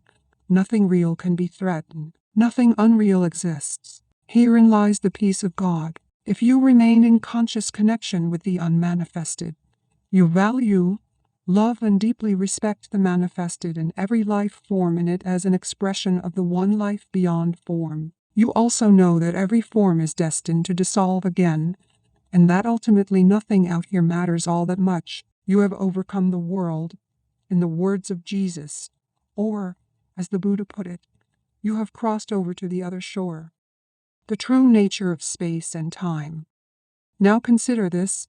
If there were nothing but silence, it wouldn't exist for you. You wouldn't know what it is.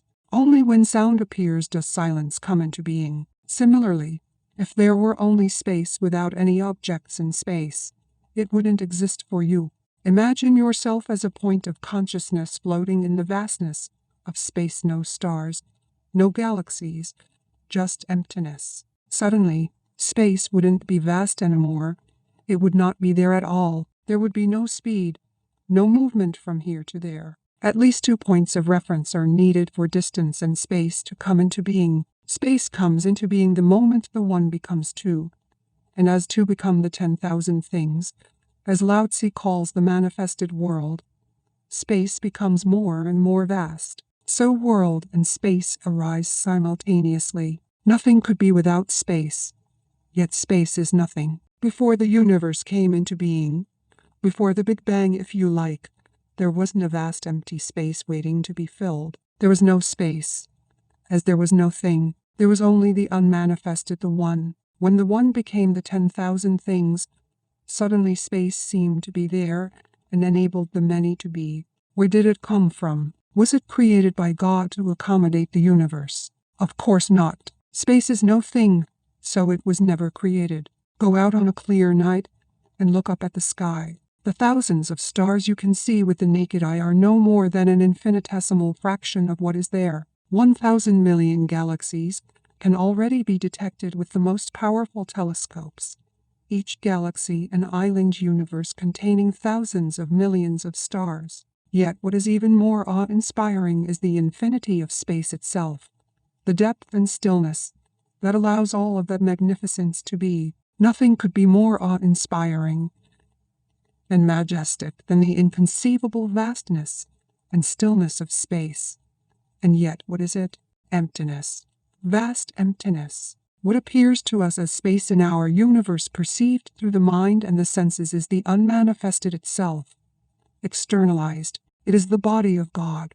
And the greatest miracle is this, that stillness and vastness that enables the universe to be, is not just out there in space, it is also within you. When you are utterly and totally present, you encounter it as the still inner space of no mind. Within you it is vast in depth, not in extension. Spatial extension is ultimately a misperception of infinite depth, an attribute of the one transcendental reality. According to Einstein, space and time are not separate. I don't really understand it, but I think he is saying that time is the fourth dimension of space. He calls it the space-time continuum. Yes, what you perceive externally as space and time are ultimately illusory, but they contain a core of truth. They are the two essential attributes of God, infinity and eternity, perceived as if they had an external existence outside you. Within you both space and time have an inner equivalent that reveals their true nature, as well as your own. Where space is the still, infinitely deep realm of no-mind, the inner equivalent of time is presence, awareness of the eternal now. Remember that there is no distinction between them. When space and time are realized within as the unmanifested no mind and presence, external space and time continue to exist for you, but they become much less important. The world, too, continues to exist for you, but it will not bind you anymore. Hence, the ultimate purpose of the world lies not within the world, but in transcendence of the world. Just as you would not be conscious of space if there were no objects in space, the world is needed for the unmanifested to be realized. You may have heard the Buddhist saying, if there were no illusion, there would be no enlightenment. It is through the world and ultimately through you that the unmanifested knows itself. You are here to enable the divine purpose of the universe to unfold. That is how important you are. Conscious death. Apart from dreamless sleep, which I mentioned already, there is one other involuntary portal. It opens up briefly at the time of physical death. Even if you have missed all the other opportunities for spiritual realization during your lifetime, one last portal will open up for you immediately after the body has died. There are countless accounts by people who had a visual impression of this portal as radiant light and then returned from what is commonly known as a near-death experience. Many of them also spoke of a sense of blissful serenity and deep peace. In the Tibetan Book of the Dead, it is described as the luminous splendor of the colorless light of emptiness. It says is your own true self. This portal opens up only very briefly, and unless you have already encountered the dimension of the unmanifested in your lifetime, you will likely miss it. Most people carry too much residual resistance, too much fear, too much attachment to sensory experience, too much identification with the manifested world. So they see the portal, turn away in fear, and then lose consciousness. Most of what happens after that is involuntary and automatic.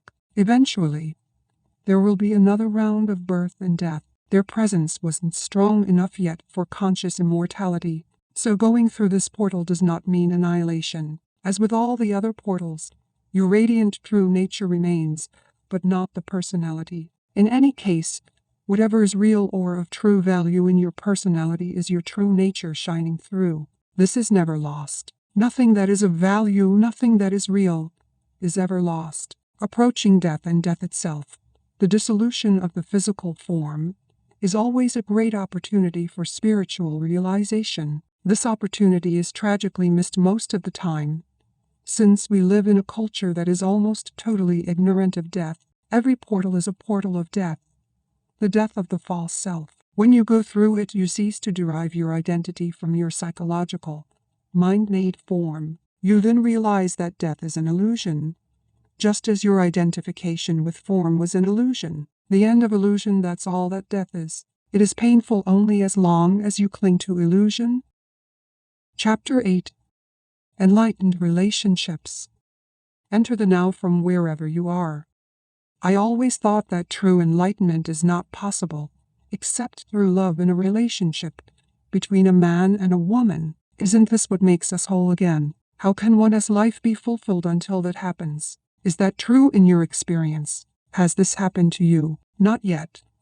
But how could it be otherwise? I know that it will happen. In other words, you are waiting for an event in time to save you. Is this not the core error that we have been talking about? Salvation is not elsewhere in place or time. It is here and now. What does that statement mean?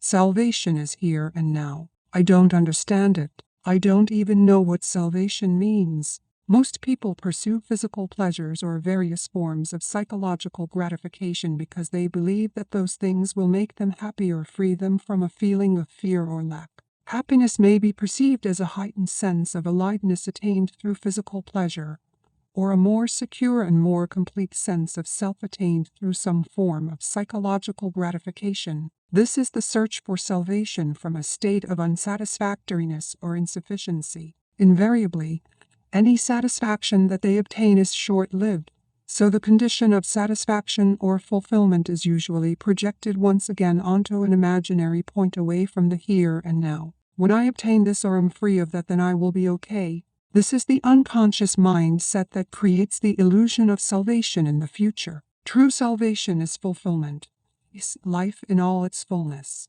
It is to be who you are, to feel within you the good that has no opposite, the joy of being that depends on nothing outside itself. It is felt not as a passing experience but as an abiding presence. In theistic language, is to know God not as something outside you but as your own innermost essence. True salvation is to know yourself as an inseparable part of the timeless and formless one life from which all that exists derives its being. True salvation is a state of freedom from fear, from suffering, from a perceived state of lack and insufficiency, and therefore from all wanting, needing, grasping, and clinging. It is freedom from compulsive thinking, from negativity, and above all from past and future as a psychological need. Your mind is telling you that you cannot get there from here. Something needs to happen, or you need to become this or that before you can be free and fulfilled. It is saying, in fact, that you need time, that you need to find, sort out, do, achieve, acquire, become, or understand something before you can be free or complete. You see time as the means to salvation, whereas in truth it is the greatest obstacle to salvation. You think that you can get there from where and who you are at this moment because you are not yet complete or good enough. But the truth is that here and now is the only point from where you can get there. You get there by realizing that you are there already. You find God the moment you realize that you don't need to seek God. So there is no only way to salvation. Any condition can be used, but no particular condition is needed. However, there is only one point of access, the now. There can be no salvation away from this moment. You are lonely and without a partner. Enter the now from there. You are in a relationship. Enter the now from there. There is nothing you can ever do or attain that will get you closer to salvation than it is at this moment. This may be hard to grasp for a mind accustomed to thinking that everything worthwhile is in the future. Nor can anything that you ever did or that was done to you in the past prevent you from saying yes to what is and taking your attention deeply into the now. You cannot do this in the future. You do it now or not at all. Love or hate relationships. Unless and until you access the consciousness frequency of presence, all relationships, and particularly intimate relationships, are deeply flawed and ultimately dysfunctional. They may seem perfect for a while, such as when you are in love, but invariably that apparent perfection gets disrupted as arguments, conflicts, dissatisfaction, and emotional or even physical violence occur with increasing frequency. It seems that most love relationships become love/hate relationships before long. Love can then turn into savage attack, feelings of hostility, or complete withdrawal of affection at the flick of a switch. This is considered normal. The relationship then oscillates for a while, a few months or a few years, between the polarities of love and hate, and it gives you as much pleasure as it gives you pain. It is not uncommon for couples to become addicted to those cycles. Their drama makes them feel alive. When a balance between the positive/negative polarities is lost and the negative, destructive cycles occur with increasing frequency and intensity, which tends to happen sooner or later, then it will not be long before the relationship finally collapses. It may appear that if you could only eliminate the negative or destructive cycles, then all would be well and the relationship would flower beautifully, but alas, this is not possible. The polarities are mutually interdependent. You cannot have one without the other. The positive already contains within itself as yet unmanifested negative. Both are in fact different aspects of the same dysfunction. I am speaking here of what is commonly called romantic relationships, not of true love, which has no opposite because it arises from beyond the mind. Love as a continuous state is as yet very rare as conscious human beings. Brief and elusive glimpses of love, however, are possible whenever there is a gap in the stream of mind. The negative side of a relationship is, of course, more easily recognizable as dysfunctional than the positive one, and it is also easier to recognize the source of negativity in your partner than to see it in yourself. It can manifest in many forms: possessiveness, jealousy, control, withdrawal, and unspoken resentment, the need to be right, insensitivity and self-absorption, emotional demands and manipulation, the urge to argue, criticize, judge, blame or attack, anger, unconscious revenge for past pain inflicted by a parent, rage and physical violence. On the positive side, you are in love with your partner. This is at first a deeply satisfying state. You feel intensely alive. Your existence has suddenly become meaningful because someone needs you, wants you, and makes you feel special. And you do the same for him or her. When you are together, you feel whole. The feeling can become so intense that the rest of the world fades into insignificance. However, you may also have noticed that there is a neediness and a clinging quality to that intensity. You become addicted to the other person. He or she acts on you like a drug. You are on a high when the drug is available, but even the possibility or the thought that he or she might no longer be there for you can lead to jealousy, possessiveness, attempts at manipulation through emotional blackmail, blaming and accusing, fear of loss. If the other person does leave you, this can give rise to the most intense hostility or the most profound grief and despair. In an instant, loving tenderness can turn into a savage attack or dreadful grief. Where is the love now? Can love change into its opposite in an instant? Was it love in the first place, or just an addictive grasping and clinging? Addiction and the search for wholeness. Why should we become addicted to another person? The reason why the romantic love relationship is such an intense and universally sought-after experience is that it seems to offer liberation from a deep-seated state of fear, need, lack, and incompleteness that is part of the human condition in its unredeemed and unenlightened state. There is a physical as well as a psychological dimension to this state. On the physical level, you are obviously not whole, nor will you ever be. You are either a man or a woman, which is to say, one half of the whole. On this level, the longing for wholeness, the return to oneness, manifests as male-female attraction, man's need for woman, woman's need for man. It is an almost irresistible urge for union with the opposite energy polarity. The root of this physical urge is a spiritual one, the longing for an end to duality, a return to the state of wholeness. Sexual union is the closest can get to the state on the physical level. This is why it is the most deeply satisfying experience the physical realm can offer. But sexual union is no more than a fleeting glimpse of wholeness, an instant of bliss.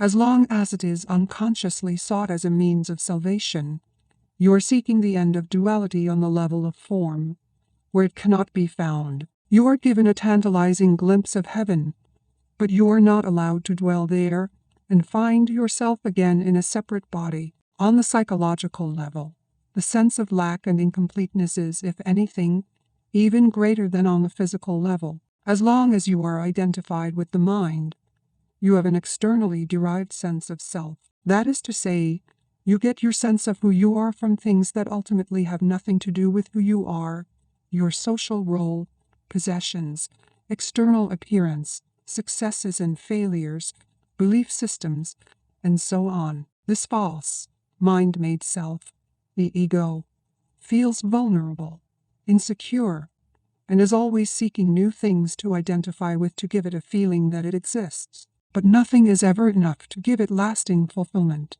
Its fear remains, its sense of lack and neediness remains, but then that special relationship comes along. It seems to be the answer to all the ego's problems, and to meet all its needs. At least this is how it appears at first. All the other things that you derived your sense of self from before now become relatively insignificant. You now have a single focal point that replaces them all, gives meaning to your life, and through which you define your identity, the person you are in love with. You are no longer a disconnected fragment in an uncaring universe, or so it seems. Your world now has a center, the loved one. The fact that the center is outside you and that, therefore, you still have an externally derived sense of self does not seem to matter at first. What matters is that the underlying feelings of incompleteness, of fear, lack and unfulfillment so characteristic of the egoic state are no longer there, or are they? Have they dissolved? Or do they continue to exist underneath the happy surface reality? If in your relationships you experience both love and the opposite of love, attack, emotional violence, and so on, then it is likely that you are confusing ego attachment and addictive clinging with love. You cannot love your partner one moment and attack him or her the next. True love has no opposite. If your love has an opposite, then it is not love but a strong ego need for a more complete and deeper sense of self, a need that the other person temporarily meets. It is the ego's substitute for salvation, and for a short time, it almost does feel like salvation. But there comes a point when your partner behaves in ways that fail to meet your needs, or rather those of your ego. The feelings of fear, pain, and lack that are an intrinsic part of egoic consciousness had been covered up by the love relationship now resurface. Just as with every other addiction, you are on a high when the drug is available, but invariably there comes a time when the drug no longer works for you. You are on a high when the drug no longer works for you. There every other addictive you, but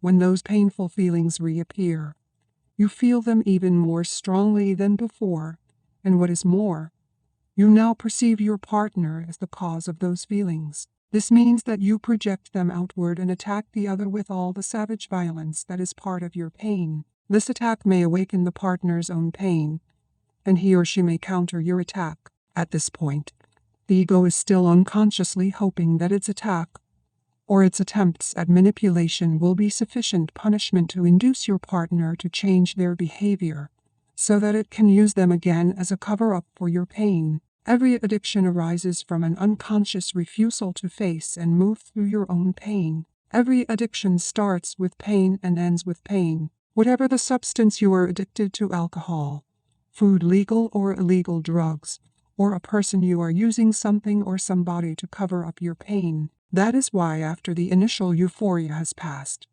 there is so much unhappiness, so much pain in intimate relationships. They do not cause pain and unhappiness. They bring out the pain and unhappiness that is already in you. Every addiction does that. Every addiction reaches a point where it does not work for you anymore, and then you feel the pain more intensely than ever. This is one reason why most people are always trying to escape from the present moment and are seeking some kind of salvation in the future. The first thing that they might encounter if they focused their attention on the now is their own pain, and this is what they fear. If they only knew how easy it is to access in the now the power of presence that dissolves the past and its pain, the reality that dissolves the illusion. If they only knew how close they are to their own reality, how close to God. Avoidance of relationships in an attempt to avoid pain is not the answer either. The pain is there anyway. 3 failed relationships in as many years are more likely to force you into awakening than 3 years on a desert island or shut away in your room. But if you could bring intense presence into your aloneness, that would work for you too. From addictive to enlightened relationships. Can we change an addictive relationship into a true one? Yes. Being present and intensifying your presence by taking your attention ever more deeply into the now, whether you are living alone or with a partner. This remains the key. For love to flourish, the light of your presence needs to be strong enough so that you no longer get taken over by the thinker or the pain body and mistake them for who you are. To know yourself as the being underneath the thinker, the stillness underneath the mental noise, the love and joy underneath the pain is freedom, salvation, enlightenment. To disidentify from the pain body is to bring presence into the pain and thus transmute it. To disidentify from thinking is to be the silent watcher of your thoughts and behavior, especially the repetitive patterns of your mind and the roles played by the ego. If you stop investing it with selfness, the mind loses its compulsive quality, which basically is the compulsion to judge, and so to resist what is, which creates conflict, drama, and new pain. In fact, the moment that judgment stops through acceptance of what is, you are free of the mind. You have made room for love, for joy, for peace. First you stop judging yourself, then you stop judging your partner. The greatest catalyst for change in a relationship is complete acceptance of your partner as he or she is, without needing to judge or change them in any way. That immediately takes you beyond ego. All mind games and all addictive clinging are then over. There are no victims and no perpetrators anymore, no accuser and accused. This is also the end of all codependency, of being drawn into somebody else's unconscious pattern and thereby enabling it to continue. You will then either separate in love or move ever more deeply into the now together into being. Can it be that simple? Yes, it is that simple. Love is a state of being. Your love is not outside. It is deep within you. You can never lose it, and it cannot leave you. It is not dependent on some other body, some external form. In the stillness of your presence, you can feel your own formless and timeless reality as the unmanifested life that animates your physical form. You can then feel the same life deep within every other human and every other creature. You look beyond the veil of form and separation. This is the realization of oneness. This is love. What is God? The eternal one life underneath all the forms of life. What is love? To feel the presence of that one life deep within yourself and within all creatures. To be it. Therefore, all love is the love of God. Love is not selective, just as the light of the sun is not selective. It does not make one person special. It is not exclusive. Exclusivity is not the love of God but the love of ego. However, the intensity with which true love is felt can vary. There may be one person who reflects your love back to you more dearly and more intensely than others, and if that person feels the same toward you, it can be said that you are in a love relationship with him or her. The bond that connects you with that person is the same bond that connects you with the person sitting next to you on a bus, or with a bird, a tree, a flower, Only the degree of intensity with which it is felt differs. Even in an otherwise addictive relationship, there may be moments when something more real shines through, something beyond your mutual addictive needs. These are moments when both your and your partner's mind briefly subside and the pain body is temporarily in a dormant state. This may sometimes happen during physical intimacy, or when you are both witnessing the miracle of childbirth, or in the presence of death, or when one of you is seriously ill, anything that renders the mind powerless. When this happens, your being, which is usually buried underneath the mind, becomes revealed, and is this that makes true communication possible. True communication is communion, the realization of oneness, which is love. Usually, this is quickly lost again, unless you are able to stay present enough to keep out the mind and its old patterns. As soon as the mind and mind identification return, you are no longer yourself but a mental image of yourself, and you start playing games and roles again to get your ego needs met. You are a human mind again, pretending to be a human being, interacting with another mind, playing a drama called love. Although brief glimpses are possible, love cannot flourish unless you are permanently free of mind identification and your presence is intense enough to have dissolved the pain body, or you can at least remain present as the watcher. The pain body cannot then take you over and so become destructive of love. Relationships as spiritual practice, as the egoic mode of consciousness, and all the social, political, and economic structures that it created enter the final stage of collapse. The relationships between men and women reflect the deep state of crisis in which humanity now finds itself, as humans have become increasingly identified with their mind. Most relationships are not rooted in being and so turn into a source of pain and become dominated by problems and conflict. And economic, though all the human dominated by a toad. There are no motive.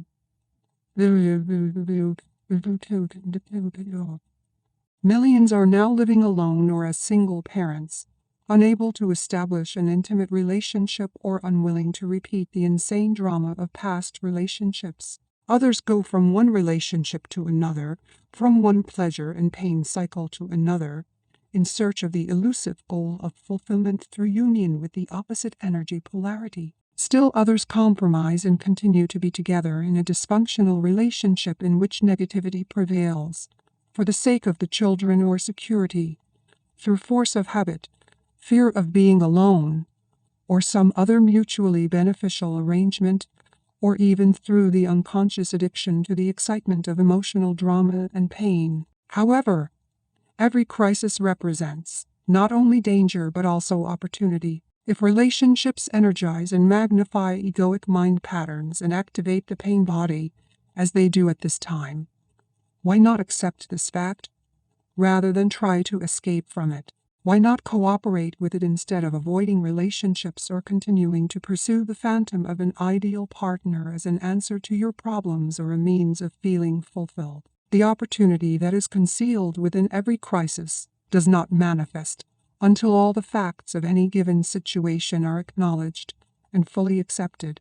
As long as you deny them, as long as you try to escape from them or wish that things were different, the window of opportunity does not open up, and you remain trapped inside that situation, which will remain the same or deteriorate further. With the acknowledgement and acceptance of the facts also comes a degree of freedom from them. For example, when you know there is disharmony and you hold that knowing, through your knowing a new factor has come in, and the disharmony cannot remain unchanged. When you know you are not at peace, your knowing creates a still space that surrounds your non-peace in a loving and tender embrace, and then transmutes your non-peace into peace. As far as inner transformation is concerned, there is nothing you can do about it. You cannot transform yourself, and you certainly cannot transform your partner or anybody else. All you can do is create a space for transformation to happen, for grace and love to enter. So whenever your relationship is not working, Whenever it brings out the madness in you and in your partner, be glad. What was unconscious is being brought up to the light. It is an opportunity for salvation. Every moment, hold the knowing of that moment, particularly of your inner state. If there is anger, know that there is anger. If there is jealousy, defensiveness, the urge to argue, the need to be right, an inner child demanding love and attention, or emotional pain of any kind, whatever it is, know the reality of that moment and hold the knowing. The relationship then becomes your sadhana, your spiritual practice. If you observe unconscious behavior in your partner, hold it in the loving embrace of your knowing so that you won't react. Unconsciousness and knowing cannot coexist for long, even if the knowing is only in the other person and not in the one who is acting out the unconsciousness. The energy form that lies behind hostility and attack finds the presence of love absolutely intolerable. If you react at all to your partner's unconsciousness, you become unconscious yourself. But if you then remember to know your reaction, nothing is lost. Humanity is under great pressure to evolve because it is our only chance of survival as a race. This will affect every aspect of your life and close relationships in particular. Never before have relationships been as problematic and conflict-ridden as they are now. As you might have noticed, they are not here to make you happy or fulfilled. If you continue to pursue the goal of salvation through a relationship, you will be disillusioned again and again. But if you accept that the relationship is here to make you conscious instead of happy, then the relationship will offer you salvation, and you will be aligning yourself with a higher consciousness that wants to be born into this world. For those who hold on to the old patterns, there will be increasing pain, violence, confusion, and madness. I suppose that it takes two to make a relationship into a spiritual practice, as you suggest. For example, my partner is still acting out his patterns of jealousy and control. I have pointed this out many times, but he is unable to see it. How many people does it take to make your life into a spiritual practice? Never mind if your partner will not cooperate. Sanity consciousness can only come into this world through you. You do not need to wait for the world to become sane, or for somebody else to become conscious, before you can be enlightened. You may wait forever. Do not accuse each other of being unconscious. The moment you start to argue, you have identified with a mental position and are now defending not only that position but also your sense of self. The ego is in charge. You have become unconscious. At times, it may be appropriate to point out certain aspects of your partner's behavior. If you are very alert, very present, you can do so without ego involvement, without blaming, accusing, or making the other wrong. When your partner behaves unconsciously, relinquish all judgment. Judgment is either to confuse someone's unconscious behavior with who they are, or to project your own unconsciousness onto another person and mistake that for who they are. To relinquish judgment does not mean that you do not recognize dysfunction and unconsciousness when you see it. It means being the knowing rather than being the reaction and the judge. You will then either be totally free of reaction, or you may react and still be the knowing, the space in which the reaction is watched and allowed to be. Instead of fighting the darkness, you bring in the light. Instead of reacting to delusion, you see the delusion, yet at the same time look through it. Being the knowing creates a clear space of loving presence that allows all things and all people to be as they are. No greater catalyst for transformation exists. If you practice this, your partner can't stay with you and remain unconscious. If you both agree that the relationship will be your spiritual practice, so much the better. You can then express your thoughts and feelings to each other as soon as they occur, or as soon as a reaction comes up, so that you do not create a time gap in which an unexpressed or unacknowledged emotion or grievance can fester and grow. As soon as a reaction, you do not create it in which moan an unexor nanek to yours more grievance can for very good to do right of each other. If you will call it is super no. I don't know. I don't know. No. Learn to give expression to what you feel without blaming. Learn to listen to your partner in an open, non-defensive way. Give your partner space for expressing himself or herself. Be present, accusing, defending, attacking all those patterns that are designed to strengthen or protect the ego or to get its needs met will then become redundant. Giving space to others and to yourself is vital. Love cannot flourish without it. When you have removed the two factors that are destructive of relationships, when the pain body has been transmuted and you are no longer identified with mind and mental positions, and if your partner has done the same, you will experience the bliss of the flowering of relationship. Instead of mirroring to each other your pain and your unconsciousness, instead of satisfying your mutual addictive ego needs, you will reflect back to each other the love that you feel deep within, the love that comes with the realization of your oneness with all that is. This is the love that has no opposite. If your partner is still identified with the mind and the pain body while you are already free, this will represent a major challenge, not to you but to your partner. It is not easy to live with an enlightened person, or rather it is so easy that the ego finds it extremely threatening. Remember that the ego needs problems, conflict, and enemies to strengthen the sense of separateness on which its identity depends. The unenlightened partner's mind will be deeply frustrated because its fixed positions are not resisted, which means they will become shaky and weak, and there is even the danger that they may collapse altogether, resulting in loss of self. The pain body is demanding feedback and not getting it. The need for argument, drama, and conflict is not being met. But beware, some people who are unresponsive, withdrawn, insensitive, or cut off from their feelings may think and try to convince others that they are enlightened, or at least that there is nothing wrong with them and everything wrong with their partner. Men tend to do that more than women. They may see their female partners as irrational or emotional, but if you can feel your emotions, you are not far from the radiant inner body just underneath.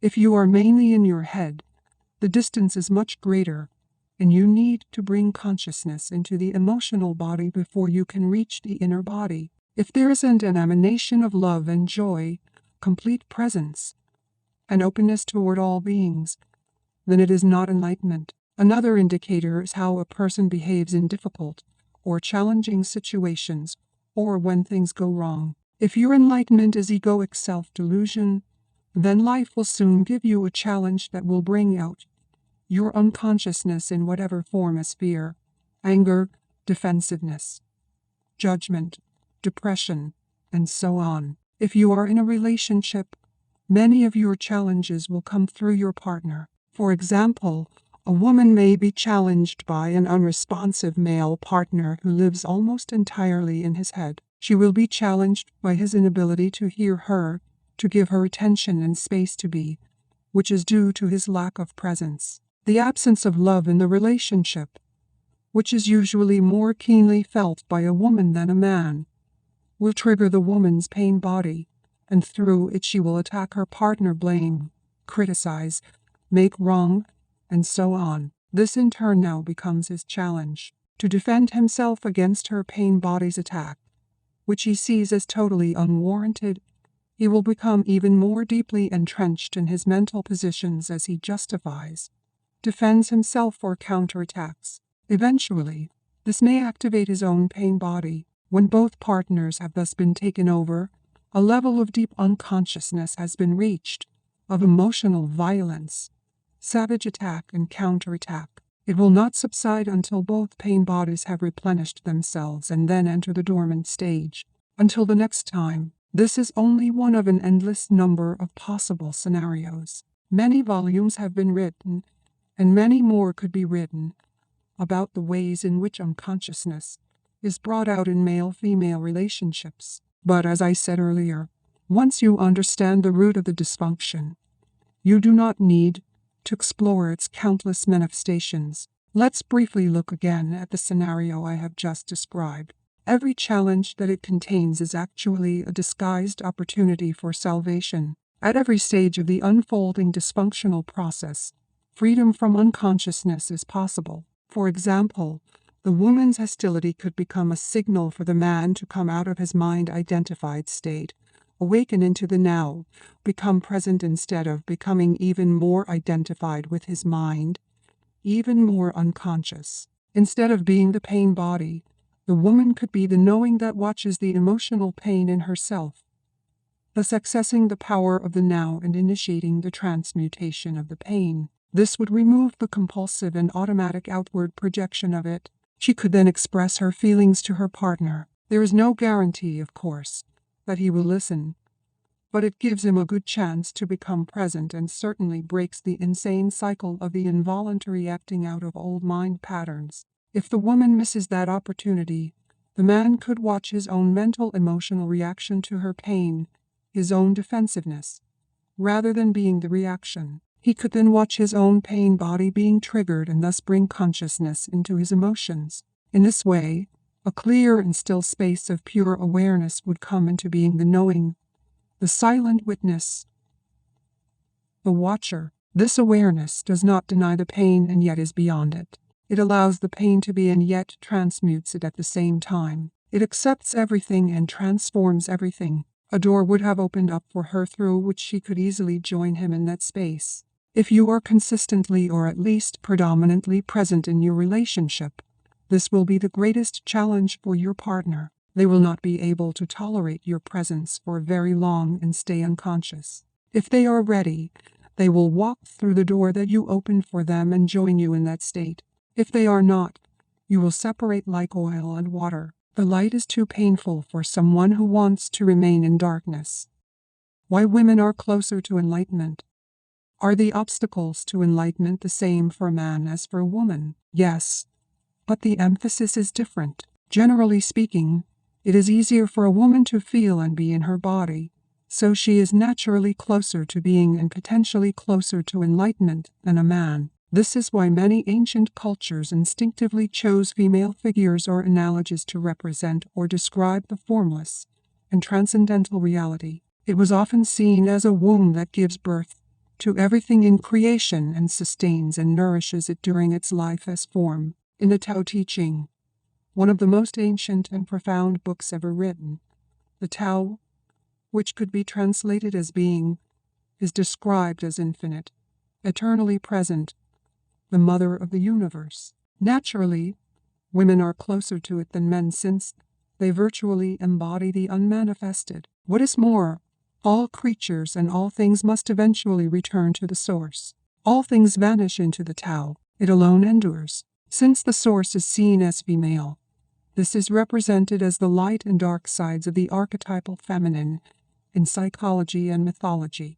The goddess or divine mother has two aspects.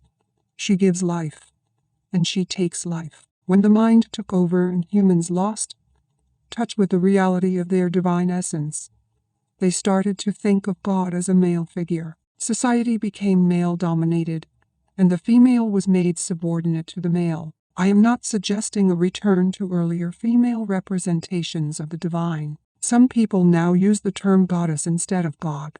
They are redressing a balance between male and female that was lost a long time ago, and that is good, but it is still a representation and a concept, perhaps temporarily useful.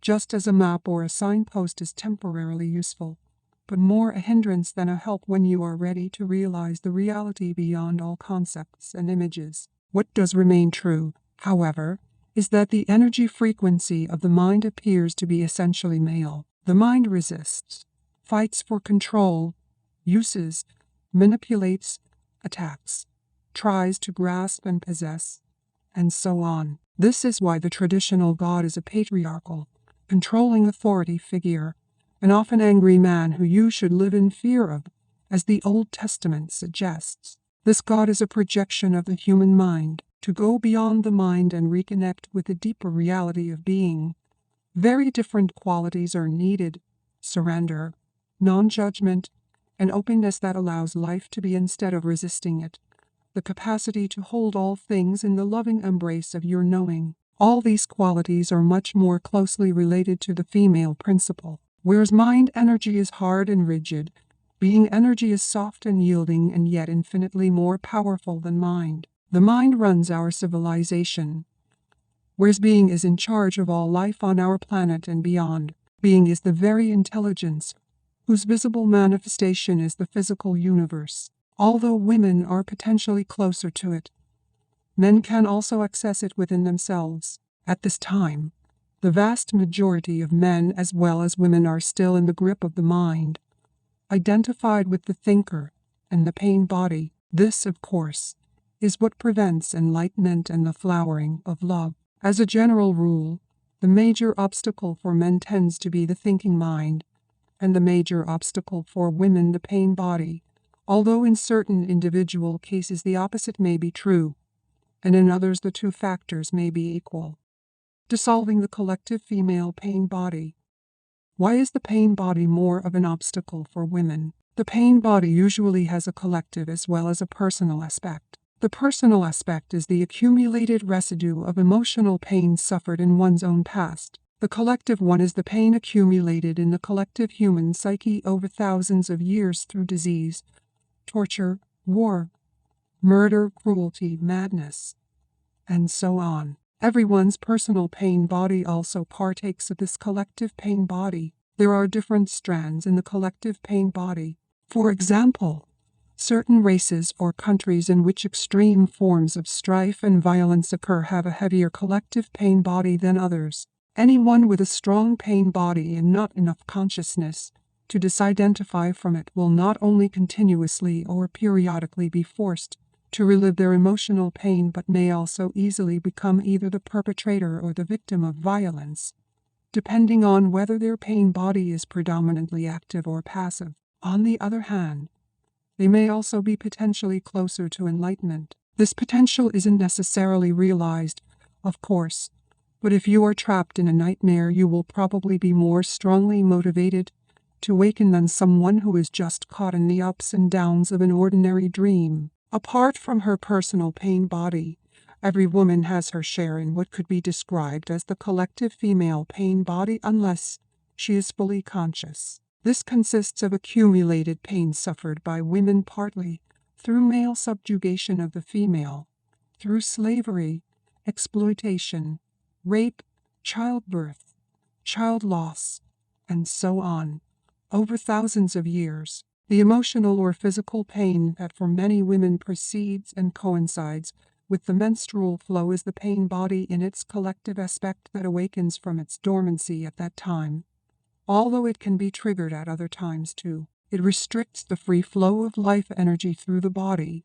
of which menstruation is a physical expression. Let's dwell on this for a moment and see how it can become an opportunity for enlightenment. Often a woman is taken over by the pain body at that time. It has an extremely powerful energetic charge that can easily pull you into unconscious identification with it. You are then actively possessed by an energy field that occupies your inner space and pretends to be you but of course is not you at all. It speaks through you, acts through you, thinks through you. It will create negative situations in your life so that it can feed on the energy.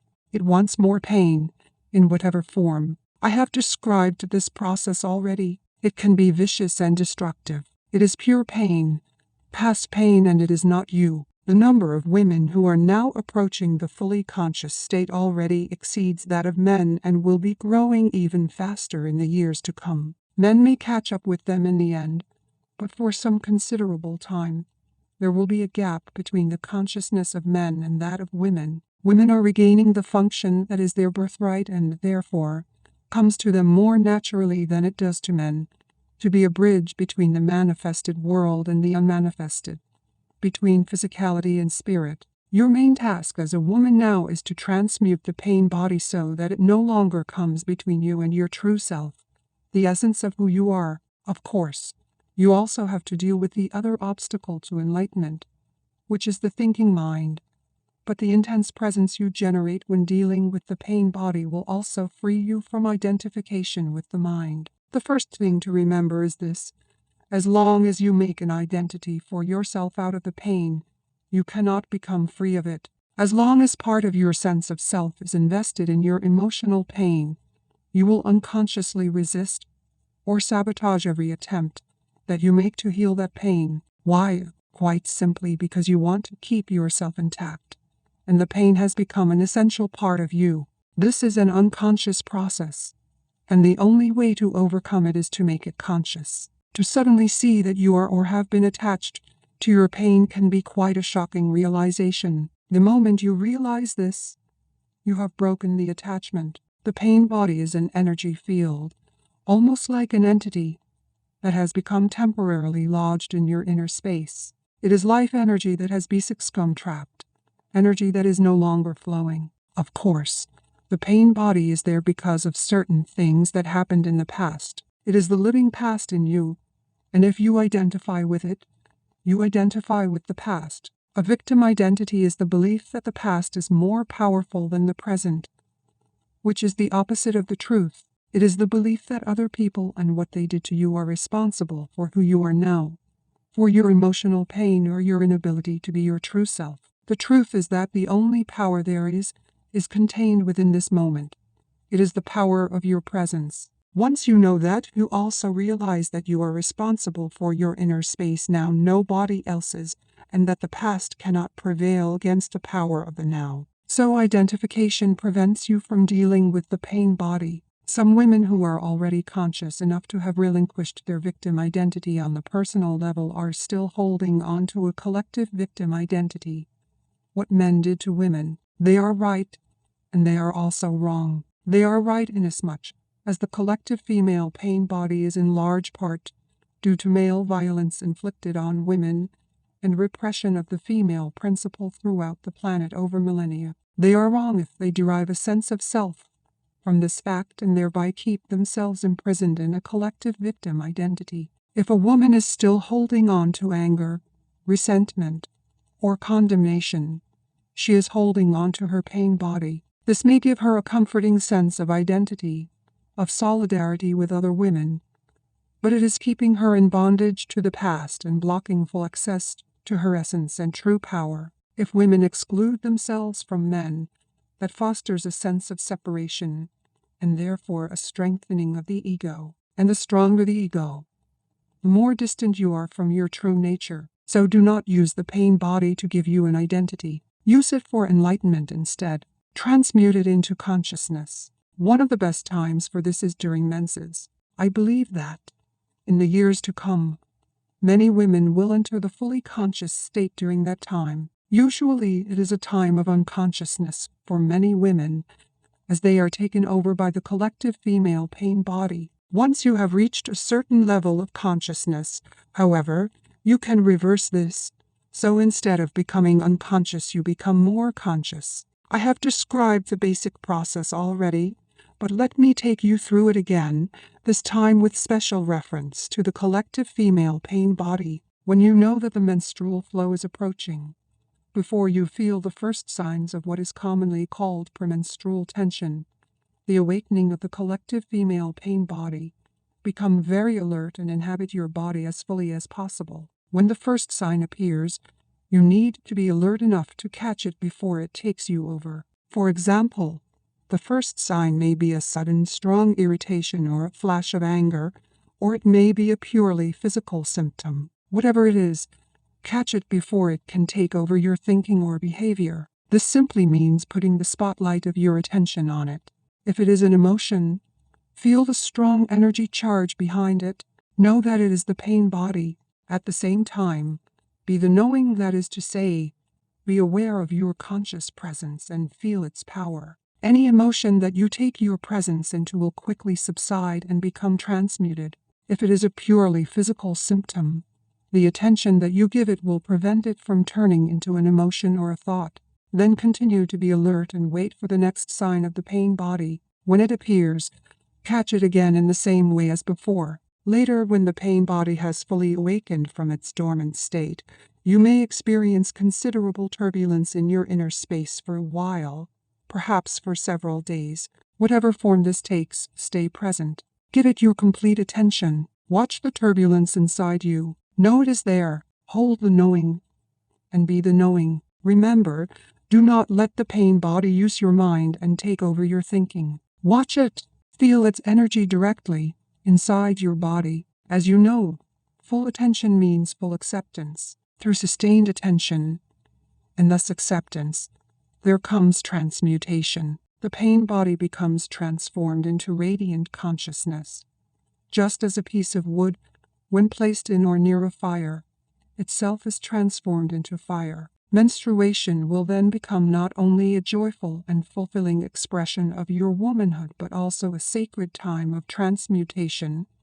When you give birth to a new consciousness, your true nature then shines forth, both in its female aspect as the goddess and in its transcendental aspect as the divine being that you are beyond male and female duality. If your male partner is conscious enough, he can help you with the practice I have just described by holding the frequency of intense presence, particularly at this time. If he stays present whenever you fall back into unconscious identification with the pain body, which can and will happen at first, you will be able to quickly rejoin him in that state. This means that whenever the pain body temporarily takes over, whether during menses or at other times, your partner will not mistake it for who you are. Even if the pain body attacks him, as it probably will, he will not react to it as if it were you, withdraw, or put up some kind of defense. He will hold the space of intense presence. Nothing else is needed for transformation. At other times, you will be able to do the same for him or help him reclaim consciousness from the mind by drawing his attention into the here and now whenever he becomes identified with his thinking. In this way, a permanent energy field of a pure and high frequency will arise between you. No illusion, no pain, no conflict. Nothing that is not you, and nothing that is not love can survive in it. This represents the fulfillment of the divine, transpersonal purpose of your relationship. It becomes a vortex of consciousness that will draw in many others. Give up the relationship with yourself. When one is fully conscious, would one still have a need for a relationship? Would a man still feel drawn to a woman? Would a woman still feel incomplete without a man? Enlightened or not, you are either a man or a woman. So on the level of your form identity you are not complete.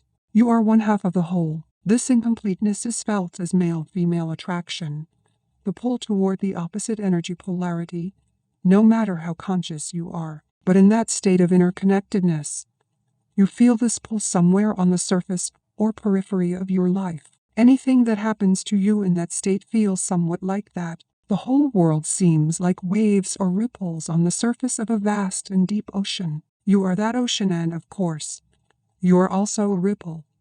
But a ripple that has realized its true identity as the ocean, and compared to that vastness and depth, the world of waves and ripples is not all that important. This does not mean that you don't relate deeply to other people or to your partner. In fact, you can relate deeply only if you are conscious of being. Coming from being, you are able to focus beyond the veil of form in being.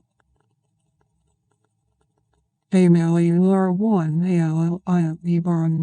form may continue to have certain needs, but being has none. It is already complete and whole. If those needs are met, that is beautiful, but whether or not they are met makes no difference to your deep inner state. So it is perfectly possible for an enlightened person, if the need for the male or female polarity is not met, to feel a sense of lack or incompleteness on the outer level of his or her being, yet at the same time be totally complete, fulfilled, and at peace within. In the quest for enlightenment, is being gay a help or a hindrance, or does it not make any difference? As you approach adulthood, uncertainty about your sexuality followed by the realization that you are different from others may force you to disidentify from socially conditioned patterns of thought and behavior. This will automatically raise your level of consciousness above that of the unconscious majority, whose members unquestioningly take on board all inherited patterns.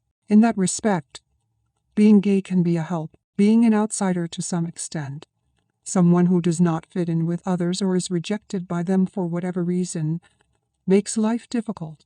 but it also places you at an advantage as far as enlightenment is concerned. It takes you out of unconsciousness almost by force. On the other hand, if you then develop a sense of identity based on your gayness, you have escaped one trap only to fall into another. You will play roles and games dictated by a mental image you have of yourself as gay. You will become unconscious. You will become unreal. Underneath your ego mask, you will become very unhappy. If this happens to you, being gay will have become a hindrance, but you always get another chance, of course. Acute unhappiness can be a great awakener. Is it not true that you need to have a good relationship with yourself and love yourself before you can have a fulfilling relationship with another person? If you cannot be at ease with yourself when you are alone, you will seek a relationship to cover up your unease. You can be sure that the unease will then reappear in some other form within the relationship, and you will probably hold your partner responsible for it.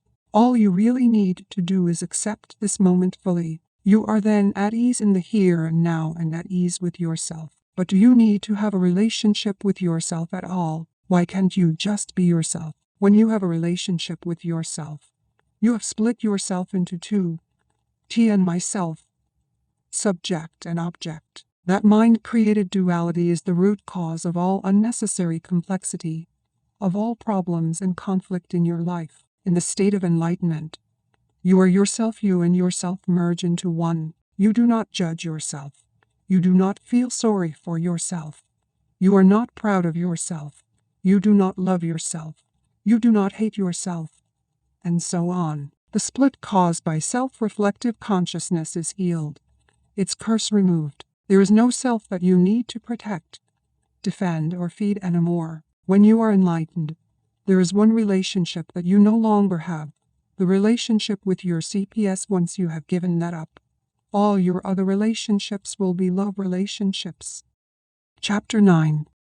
Beyond happiness and unhappiness there is peace.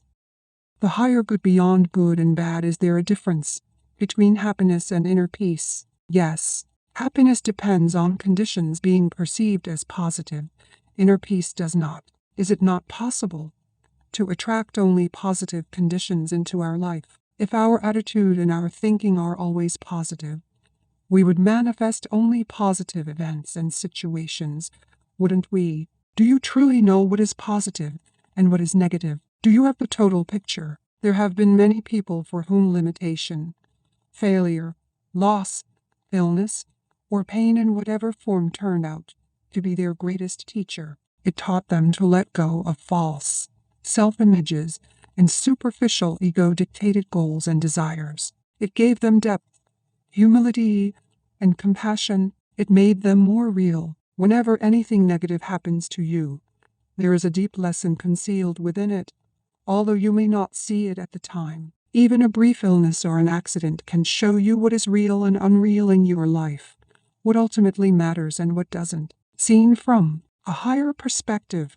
conditions are always positive. To be more precise, they are neither positive nor negative. They are as they are. And when you live in complete acceptance of what is, which is the only sane way to live, there is no good or bad in your life anymore. There is only a higher good which includes the bad. Seen from the perspective of the mind, however, there is good bad like dislike, love hate. Hence, in the book of Genesis, it is said that Adam and Eve were no longer allowed to dwell in paradise when they ate of the tree of the knowledge of good and evil. This sounds to me like denial and self-deception. When something dreadful happens to me or someone close to me, accident, illness, pain of some kind, or death, I can pretend that it isn't bad, but the fact remains that it is bad, so I deny it. You are not pretending anything. You are allowing it to be as it is.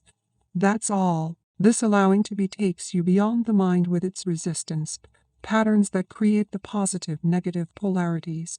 It is an essential aspect of forgiveness. Forgiveness of the present is even more important than forgiveness of the past. If you forgive every moment, allow it to be as it is, then there will be no accumulation of resentment that needs to be forgiven at some later time. Remember that we are not talking about happiness here. For example, when a loved one has just died, or you feel your own death approaching, you cannot be happy. It is impossible, but you can be at peace. There may be sadness and tears, but provided you have relinquished resistance, underneath the sadness you will feel a deep serenity, a stillness, a sacred presence. This is the emanation of being. This is inner peace, the good that has no opposite. What if it is a situation that I can do something about?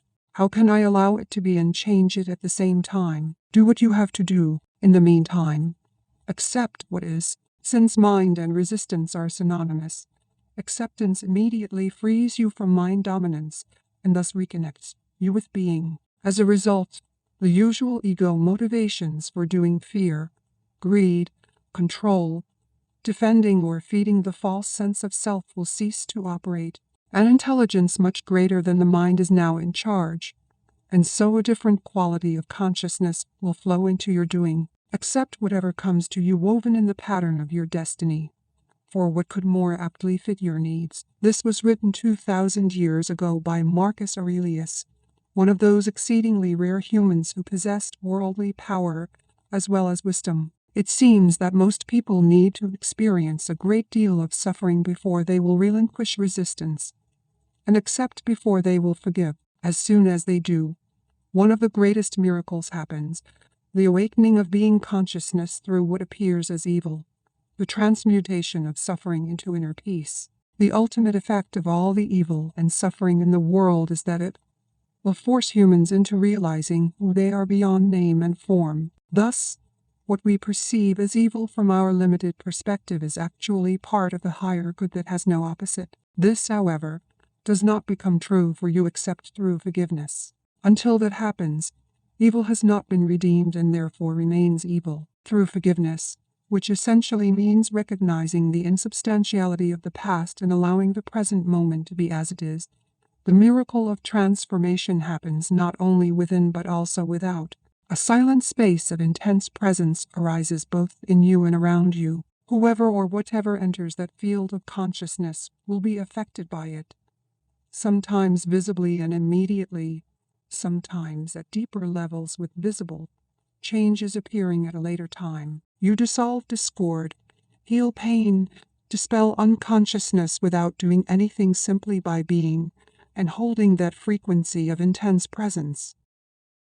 The end of your life drama.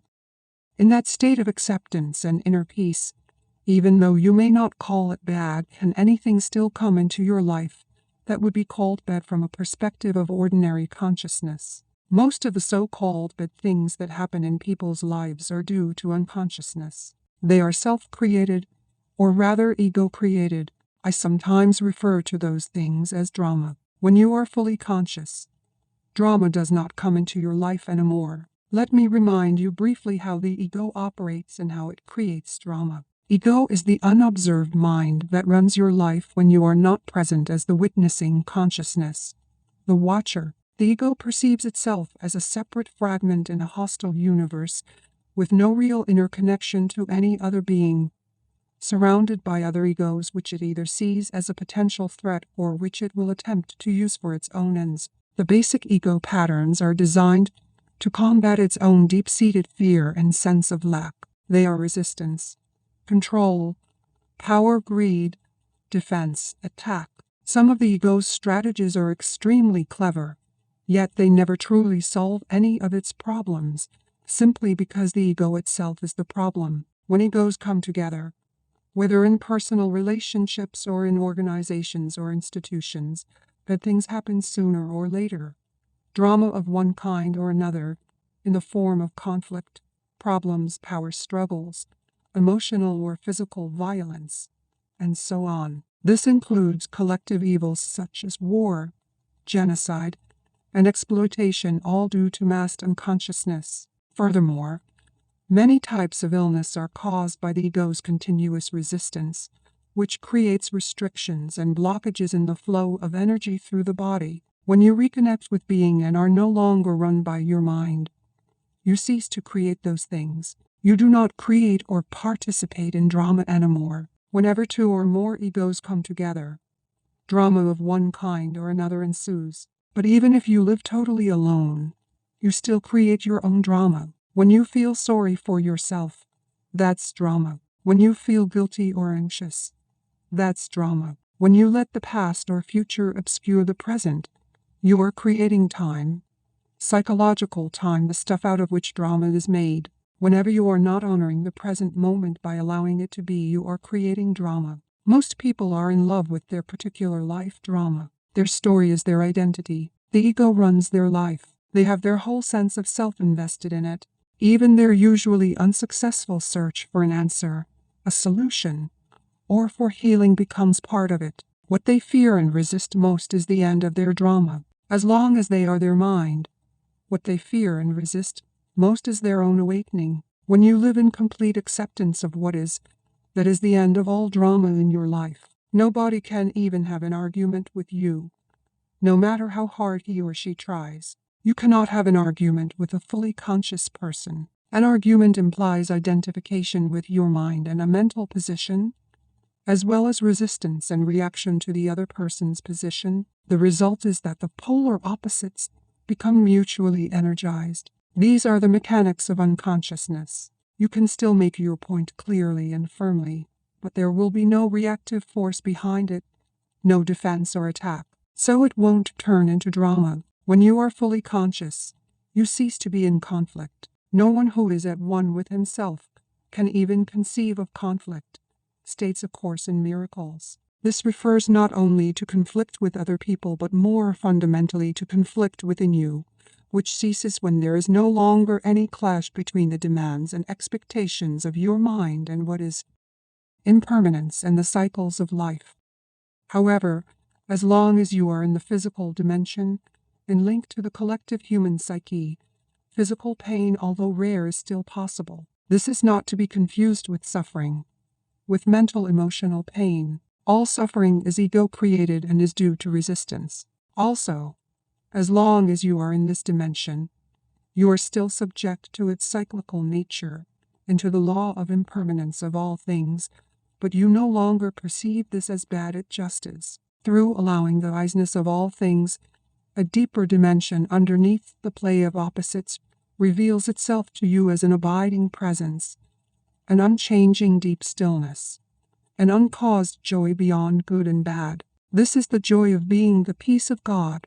On the level of form, there is birth and death, creation and destruction, growth and dissolution of seemingly separate forms. This is reflected everywhere, in the life cycle of a star or a planet, a physical body, a tree, a flower, in the rise and fall of nations, political systems, civilizations, and in the inevitable cycles of gain and loss in the life of an individual. There are cycles of success, when things come to you and thrive, and cycles of failure, when they wither or disintegrate and you have to let them go in order to make room for new things to arise, or for transformation to happen. If you cling and resist at that point, it means you are refusing to go with the flow of life, and you will suffer. It is not true that the up cycle is good and the down cycle bad, except in the mind's judgment. Growth is usually considered positive, but nothing can grow forever.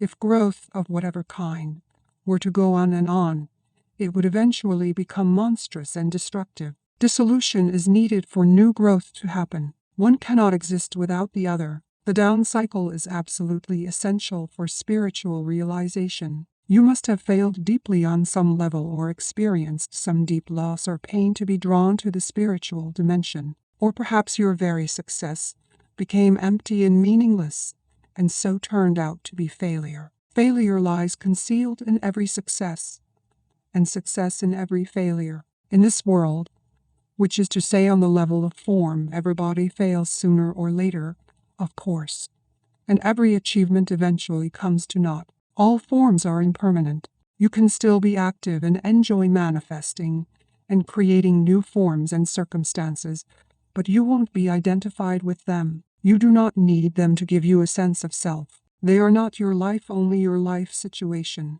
Your physical energy is also subject to cycles. It cannot always be at a peak. There will be times of low as well as high energy. There will be periods when you are highly active and creative, but there may also be times when everything seems stagnant, when it seems that you are not getting anywhere, not achieving anything. A cycle can last for anything from a few hours to a few years. There are large cycles and small cycles within these large ones. Many illnesses are created through fighting against the cycles of low energy, which are vital for regeneration. The compulsion to do, and the tendency to derive your sense of self-worth and identity from external factors. Achievement is an inevitable illusion as long as you are identified with the mind. This makes it hard or impossible for you to accept the low cycles and allow them to be. Thus, the intelligence of the organism may take over as a self-protective measure and create an illness in order to force you to stop, so that the necessary regeneration can take place. The cyclical nature of the universe is closely linked with the impermanence of all things and situations. The Buddha made this a central part of his teaching. All conditions are highly unstable and in constant flux, or, as he put it, impermanence is a characteristic of every condition, every situation you will ever encounter in your life. It will change, disappear, or no longer satisfy you. Impermanence is also central to Jesus' teaching. Do not lay up for yourselves treasures on earth, where moth and rust consume, and where thieves break in and steal. As long as a condition is judged as good by your mind, whether it be a relationship, a possession, a social role, a place, or your physical body, the mind attaches itself to it and identifies with it.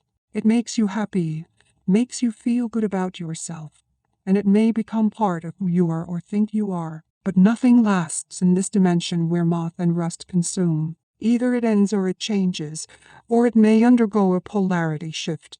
The same condition that was good yesterday or last year has suddenly or gradually turned into bad. The same condition that made you happy then makes you unhappy. The prosperity of today becomes the empty consumerism of tomorrow. The happy wedding and honeymoon become the unhappy divorce or the unhappy coexistence. Or a condition disappears, so its absence makes you unhappy. When a condition or situation that the mind has attached itself to and identified with changes or disappears, the mind cannot accept it. It will cling to the disappearing condition and resist the change. It is almost as if a limb were being torn off your body. We sometimes hear of people who have lost all their money, or whose reputation has been mined committing suicide. Those are the extreme cases. Others, whenever a major loss of one kind or another occurs, just become deeply unhappy or make themselves ill. They cannot distinguish between their life and their life situation. I recently read about a famous actress who died in her 80s.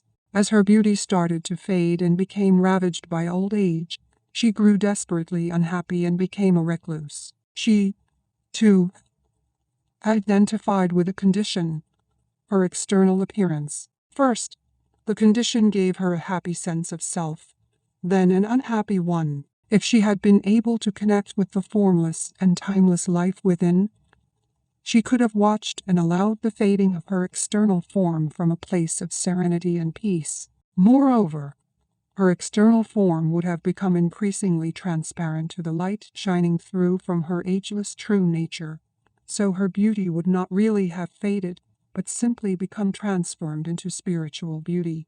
However, nobody told her that this is possible. The most essential kind of knowledge is not yet widely accessible. The Buddha taught that even your happiness is dukkha, a Pali word meaning suffering or unsatisfactoriness. It is inseparable from its opposite. This means that your happiness and unhappiness are in fact one. Only the illusion of time separates them. This is not being negative. It is simply recognizing the nature of things, so that you don't pursue an illusion for the rest of your life. Nor is it saying that you should no longer appreciate pleasant or beautiful things or conditions, but to seek something through them that they cannot give an identity, a sense of permanency.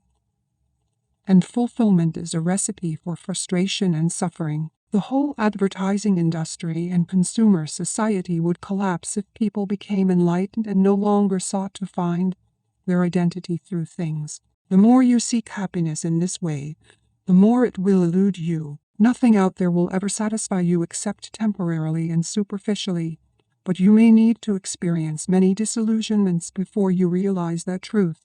Things and conditions can give you pleasure.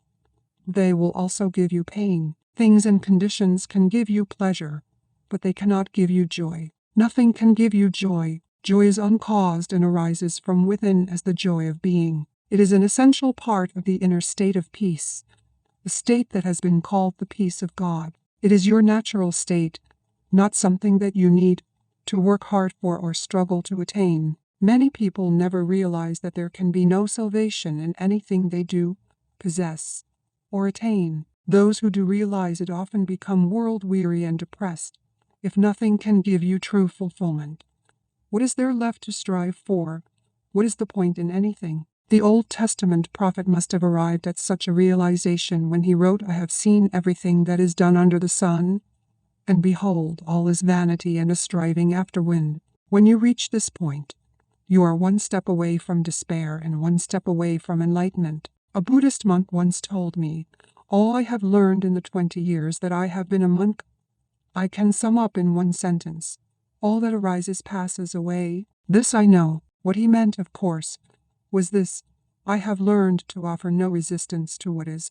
I have learned to allow the present moment to be and to accept the impermanent nature of all things and conditions. Thus have I found peace. To offer no resistance to life is to be in a state of grace, ease, and lightness. This state is then no longer dependent upon things being in a certain way, good or bad. It seems almost paradoxical. Yet when your inner dependency on form is gone, the general conditions of your life, the outer forms, tend to improve greatly. Things, people, or conditions that you thought you needed for your happiness now come to you with no struggle or effort on your part, and you are free to enjoy and appreciate them while they last. All those things, of course, will still pass away. Cycles will come and go, but with dependency gone there is no fear of loss anymore. Life flows with ease. The happiness that is derived from some secondary source is never very deep. It is only a pale reflection of the joy of being, the vibrant peace that you find within as you enter the state of non-resistance. Being takes you beyond the polar opposites of the mind and frees you from dependency on form. Even if everything were to collapse and crumble all around you, you would still feel a deep inner core of peace. You may not be happy, but you will be at peace. Using and relinquishing negativity. All inner resistance is experienced as negativity in one form or another. All negativity is resistance. In this context, the two words are almost synonymous. Negativity ranges from irritation or impatience to fierce anger, from a depressed mood or sullen resentment to suicidal despair. Sometimes the resistance triggers the emotional pain body, in which case even a minor situation may produce intense negativity, such as anger, depression, or deep grief. The ego believes that through negativity it can manipulate reality and get what it wants. It believes that through it can attract a desirable condition or dissolve an undesirable one. A Course in Miracles rightly points out that, whenever you are unhappy, there is the unconscious belief that the unhappiness buys you what you want. If you, the mind, did not believe that unhappiness works, why would you create it? The fact is, of course, that negativity does not work. Instead of attracting a desirable condition, it stops it from arising. Instead of dissolving an undesirable one, it keeps it in place. Its only useful function is that it strengthens the ego, and that is why the ego loves it. Once you have identified with some form of negativity, you do not want to let go, and on a deeply unconscious level, you do not want positive change. It would threaten your identity as a depressed, angry, or hard-done-by person. You will then ignore, deny, or sabotage the positive in your life. This is a common phenomenon. It is also insane. Negativity is totally unnatural. It is a psychic pollutant, and there is a deep link between the poisoning and destruction of nature and the vast negativity that has accumulated in the collective human psyche. No other life form on the planet knows negativity. Only humans, just as no other life form violates and poisons the earth that sustains it. Have you ever seen an unhappy flower or a stressed oak tree? Have you come across a depressed dolphin, a frog that has a problem with self-esteem, a cat that cannot relax, or a bird that carries hatred and resentment? The only animals that may occasionally experience something akin to negativity or show signs of neurotic behavior are those that live in close contact with humans and so link into the human mind and its insanity. Watch any plant or animal and let it teach you acceptance of what is.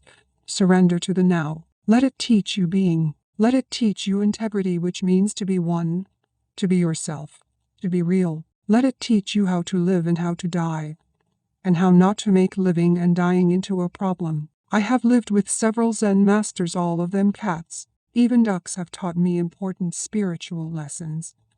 Lust watching them is a meditation. How peacefully they float along, at ease with themselves, totally present in the now, dignified and perfect as only a mindless creature can be. Occasionally, however, two ducks will get into a fight, sometimes for no apparent reason, or because one duck has strayed into another's private space. The fight usually lasts only for a few seconds, and then the ducks separate, swim off in opposite directions, and vigorously flap their wings a few times. They then continue to swim on peacefully as if the fight had never happened. When I observed that for the first time, I suddenly realized that by flapping their wings they were releasing surplus energy, thus preventing it from becoming trapped in their body and turning into negativity. This is natural wisdom, and is easy for them because they do not have a mind that keeps the past alive unnecessarily and then builds an identity around it. Couldn't a negative emotion also contain an important message? For example, if I often feel depressed, it may be a signal that there is something wrong with my life, and it may force me to look at my life situation and make some changes. So I need to listen to what the emotion is telling me and not just dismiss it as negative. Yes, recurring negative emotions do sometimes contain a message, as do illnesses. But any changes that you make, whether they have to do with your work, your relationships, or your surroundings, are ultimately only cosmetic unless they arise out of a change in your level of consciousness. And as far as that is concerned, it can only mean one thing: becoming more present. When you have reached a certain degree of presence, you don't need negativity anymore to tell you what is needed in your life situation. But as long as negativity is there, use it. Use it as a kind of signal that reminds you to be more present. How do we stop negativity from arising? And how do we get rid of it once it is there? As I said, you stop it from arising by being fully present, but don't become discouraged. There are as yet few people on the planet who can sustain a state of continuous presence, although some are getting close to it. Soon, I believe, there will be many more. Whenever you notice that some form of negativity has arisen within you, look on it not as a failure, but as a helpful signal that is telling you, upon it not as is out that negativity arisen, the helpful is telling you to solve it. The form of the brutality for you. You wait.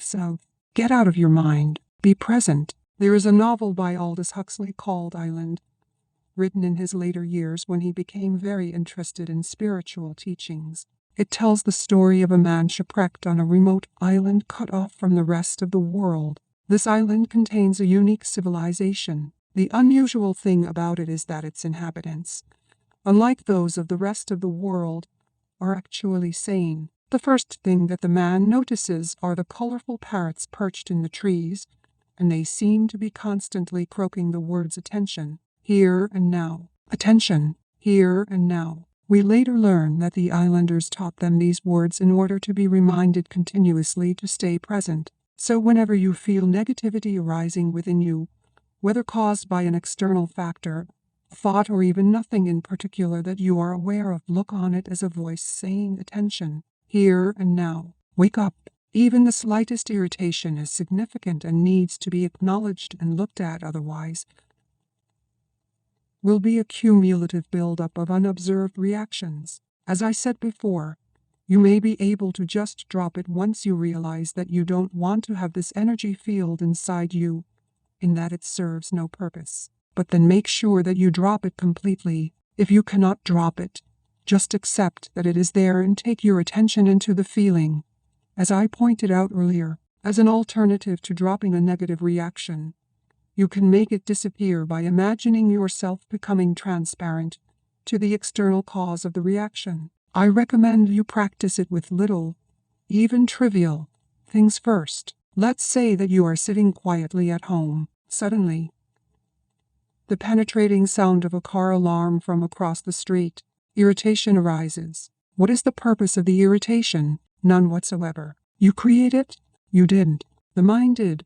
It was totally automatic, totally unconscious. Why did the mind create it? Because it holds the unconscious belief that its resistance, which you experience as negativity or unhappiness in some form, will somehow dissolve the undesirable condition. This, of course, is a delusion. The resistance that it creates, the irritation or anger in this case, is far more disturbing than the original cause that it is attempting to dissolve. All this can be transformed into spiritual practice. Feel yourself becoming transparent, as it were, without the solidity of a material body. Now allow the noise, or whatever causes a negative reaction, to pass right through you. It is no longer hitting a solid wall inside you. As I said, practice with little things first. The car alarm, the dog barking, the children screaming, the traffic jam. Instead of having a wall of resistance inside you that gets constantly and painfully hit by things that should not be happening,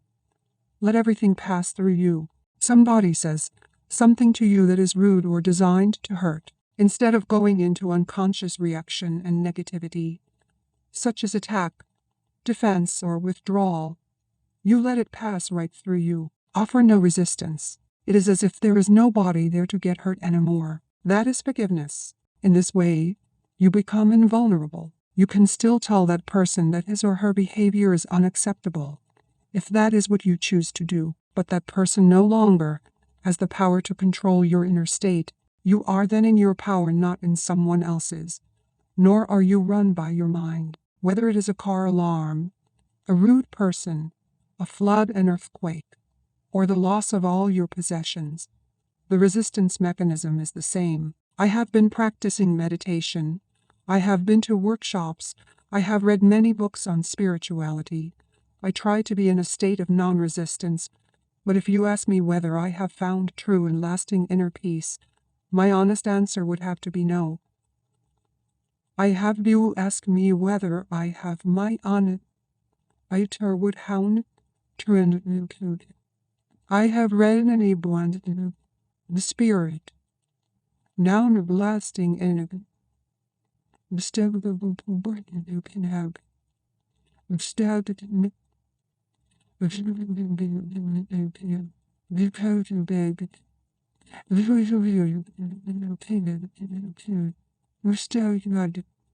why haven't I found it? What else can I do? You are still seeking outside, and you cannot get out of the seeking mode. Maybe the next workshop will have the answer.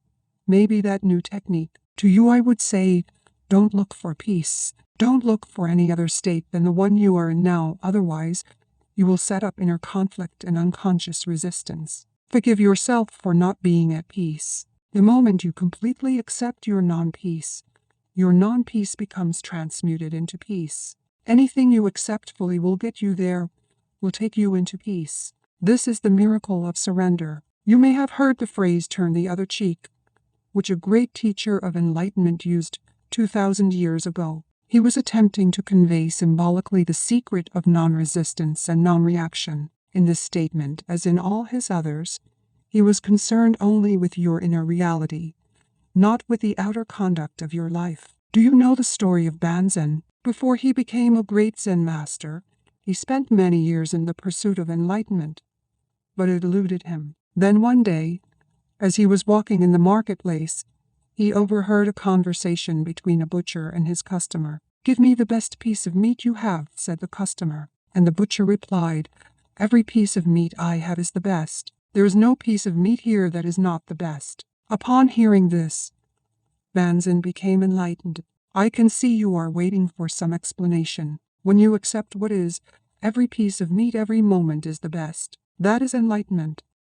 The nature of compassion.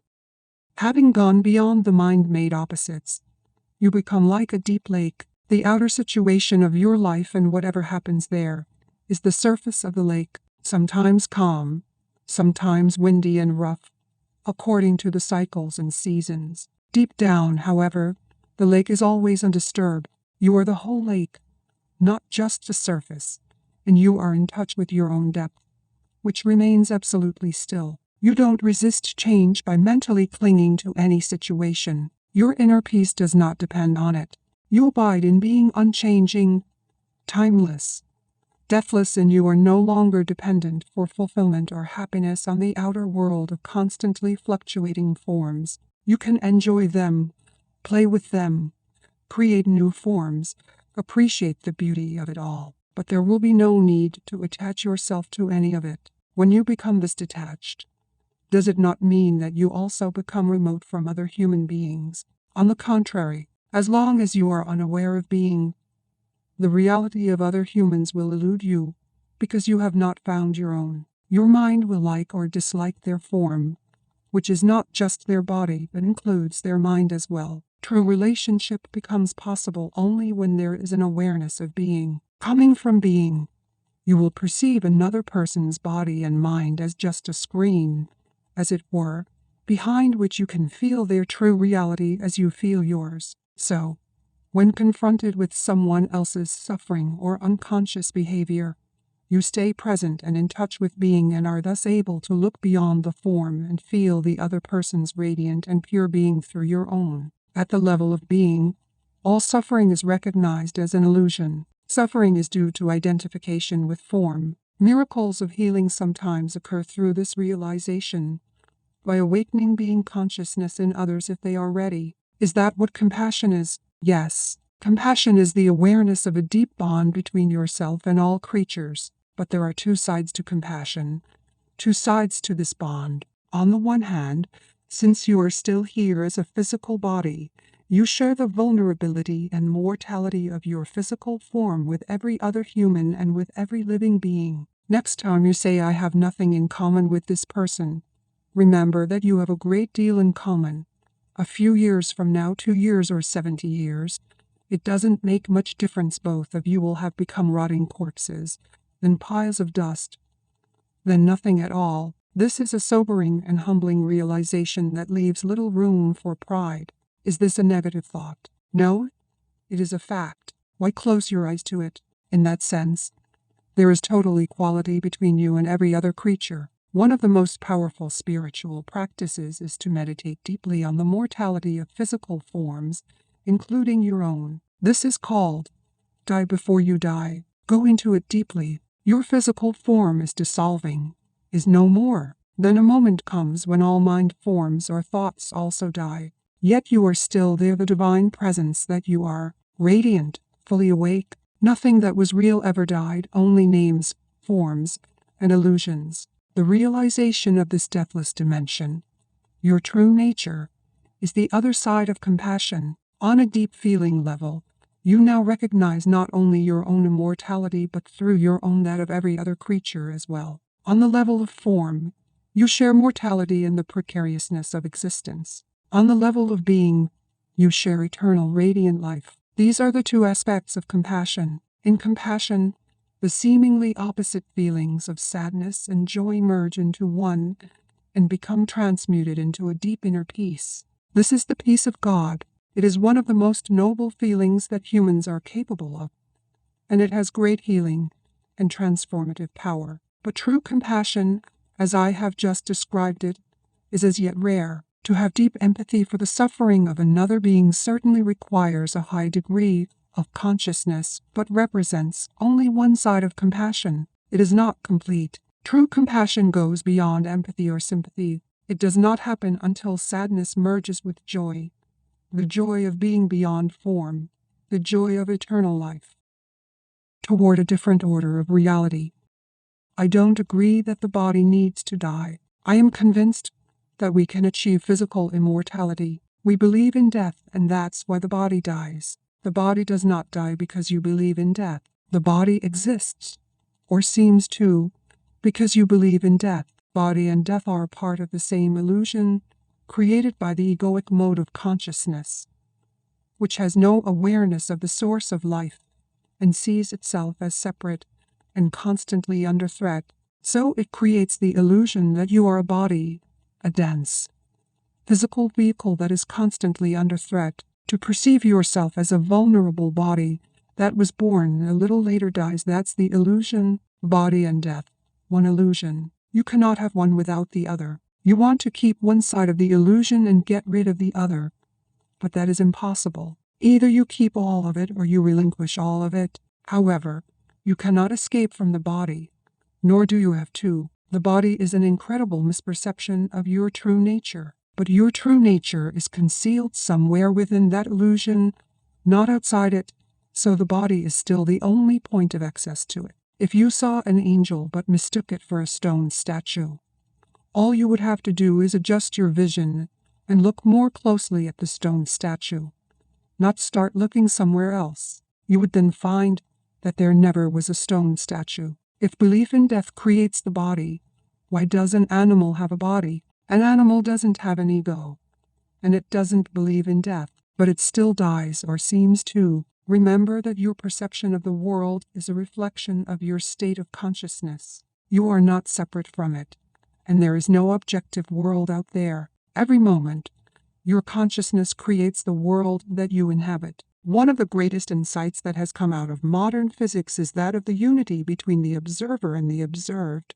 The person conducting the experiment, the observing consciousness, cannot be separated from the observed phenomena, and a different way of looking causes the observed phenomena to behave differently. If you believe on a deep level in separation and the struggle for survival, then you see that belief reflected all around you, and your perceptions are governed by fear. You inhabit a world of death and of bodies fighting, killing, and devouring each other. Nothing is what it seems to be. The world that you create and see through the egoic mind may seem a very imperfect place, even a veil of tears. But whatever you perceive is only a kind of symbol, like an image in a dream. It is how your consciousness interprets and interacts with the molecular energy dance of the universe. This energy is the raw material of so-called physical reality. You see it in terms of bodies and birth and death, or as a struggle for survival. An infinite number of completely different interpretations, completely different worlds, is possible and, in fact, exists, all depending on the perceiving consciousness. Every being is a focal point of consciousness, and every such focal point creates its own world, although all those worlds are interconnected. There is a human world, an ant world, a dolphin world, and so on. There are countless beings whose consciousness frequency is so different from yours that you are probably unaware of their existence, as they are of yours. Highly conscious beings who are aware of their connectedness with the source and with each other would inhabit a world that to you would appear as a heavenly realm, and yet all worlds are ultimately one. Our collective human world is largely created through the level of consciousness we call mind. Even within the collective human world there are vast differences, many different sub-worlds, depending on the perceivers or creators of their respective worlds. Since all worlds are interconnected, when collective human consciousness becomes transformed, nature and the animal kingdom will reflect that transformation. Hence the statement in the Bible that in the coming age the lion shall lie down with the lamb. This points to the possibility of a completely different order of reality. The world as it appears to us now is, as I said, largely a reflection of the egoic mind. Fear being an unavoidable consequence of egoic delusion, it is a world dominated by fear. Just as the images in a dream are symbols of inner states and feelings, so our collective reality is largely a symbolic expression of fear and of the heavy layers of negativity that have accumulated in the collective human psyche. We are not separate from our world, so when the majority of humans become free of egoic delusion, this inner change will affect all of creation. You will literally inhabit a new world. It is a shift in planetary consciousness. The strange Buddhist saying that every tree and every blade of grass will eventually become enlightened points to the same truth.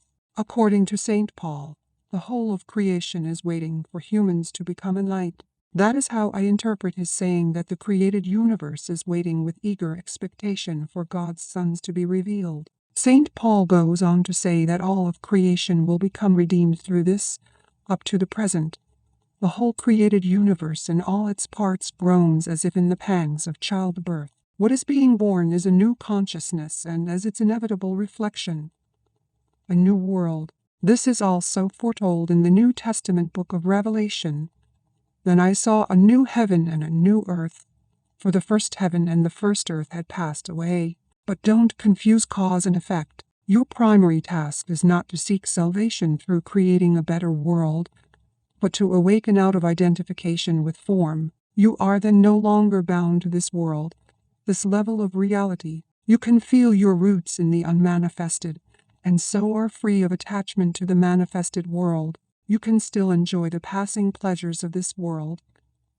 There's no fear of loss anymore, so you don't need to cling to them. Although you can enjoy sensory pleasures, the craving for sensory experience is gone, as is the constant search for fulfillment through psychological gratification, through feeding the ego. You are in touch with something infinitely greater than any pleasure, greater than any manifested thing. In a way, you then don't need the world anymore. You don't even need it to be different from the way it is. It is only at this point that you begin to make a real contribution toward bringing about a better world, toward creating a different order of reality. It is only at this point that you are able to feel true compassion and to help others at the level of cause. Only those who have transcended the world can bring about a better world. You may remember that we talked about the dual nature of true compassion, which is awareness of a common bond of shared mortality and immortality. At this deep level, compassion becomes healing in the widest sense. In that state, your healing influence is primarily based not on doing but on being. Everybody you come in contact with will be touched by your presence and affected by the peace that you emanate, whether they are conscious of it or not. When you are fully present and people around you manifest unconscious behavior, you won't feel the need to react to it, so you don't give it any reality. Your peace is so vast and deep that anything that is not peace disappears into it as if it had never existed. This breaks the karmic cycle of action and reaction. Animals, trees, flowers will feel your peace and respond to it. You teach through being, through demonstrating the peace of God. You become the light of the world, an emanation of pure consciousness. And so you eliminate suffering on the level of cause. You eliminate unconsciousness from the world. This doesn't mean that you may not also teach through doing, for example, by pointing out how to disidentify from the mind, recognize unconscious patterns within oneself, and so on. But who you are is always a more vital teaching and a more powerful transformer of the world than what you say, and more essential even than what you do. Furthermore, to recognize the primacy of being, and thus work on the level of cause, does not exclude the possibility that your compassion may simultaneously manifest on the level of doing and of effect, by alleviating suffering whenever you come across it. When a hungry person asks you for bread and you have some, you will give it, but as you give the bread, even though your interaction may only be very brief, what really matters is this moment of shared being, of which the bread is only a symbol. A deep healing takes place within it. In that moment, there is no giver, no receiver, but there shouldn't be any hunger and starvation in the first place. How can we create a better world without tackling evils such as hunger and violence first? All evils are the effect of unconsciousness. You can alleviate the effects of unconsciousness, but you cannot eliminate them unless you eliminate their cause. True change happens within, not without. If you feel called upon to alleviate suffering in the world, that is a very noble thing to do, but remember not to focus exclusively on the outer. Otherwise, you will encounter frustration and despair. Without a profound change in human consciousness, the world's suffering is a bottomless pit. So don't let your compassion become one-sided. Empathy with someone else's pain or lack and a desire to help need to be balanced with a deeper realization of the eternal nature of all life and the ultimate illusion of all pain. Then let your peace flow into whatever you do, and you will be working on the levels of effect and cause simultaneously. This also applies if you are supporting a movement designed to stop deeply unconscious humans from destroying themselves, each other, and the planet, or from continuing to inflict dreadful suffering on other sentient beings. Remember, lust as you cannot fight the darkness, so you cannot fight unconsciousness. If you try to do so, the polar opposites will become strengthened and more deeply entrenched. You will become identified with one of the polarities. You will create an enemy, and so be drawn into unconsciousness yourself. Raise awareness by disseminating information, or at the most, practice passive resistance. But make sure that you carry no resistance within, no hatred, no negativity. Love your enemies, said Jesus, which of course means have no enemies. Once you get involved in working on the level of effect, it is all too easy to lose yourself in it. Stay alert and very, very present. The causal level needs to remain your primary focus, the teaching of enlightenment your main purpose, and peace your most precious gift to the world. Chapter 10. The Meaning of Surrender. Acceptance of the Now. You mentioned surrender a few times. I don't like that idea. It sounds somewhat fatalistic.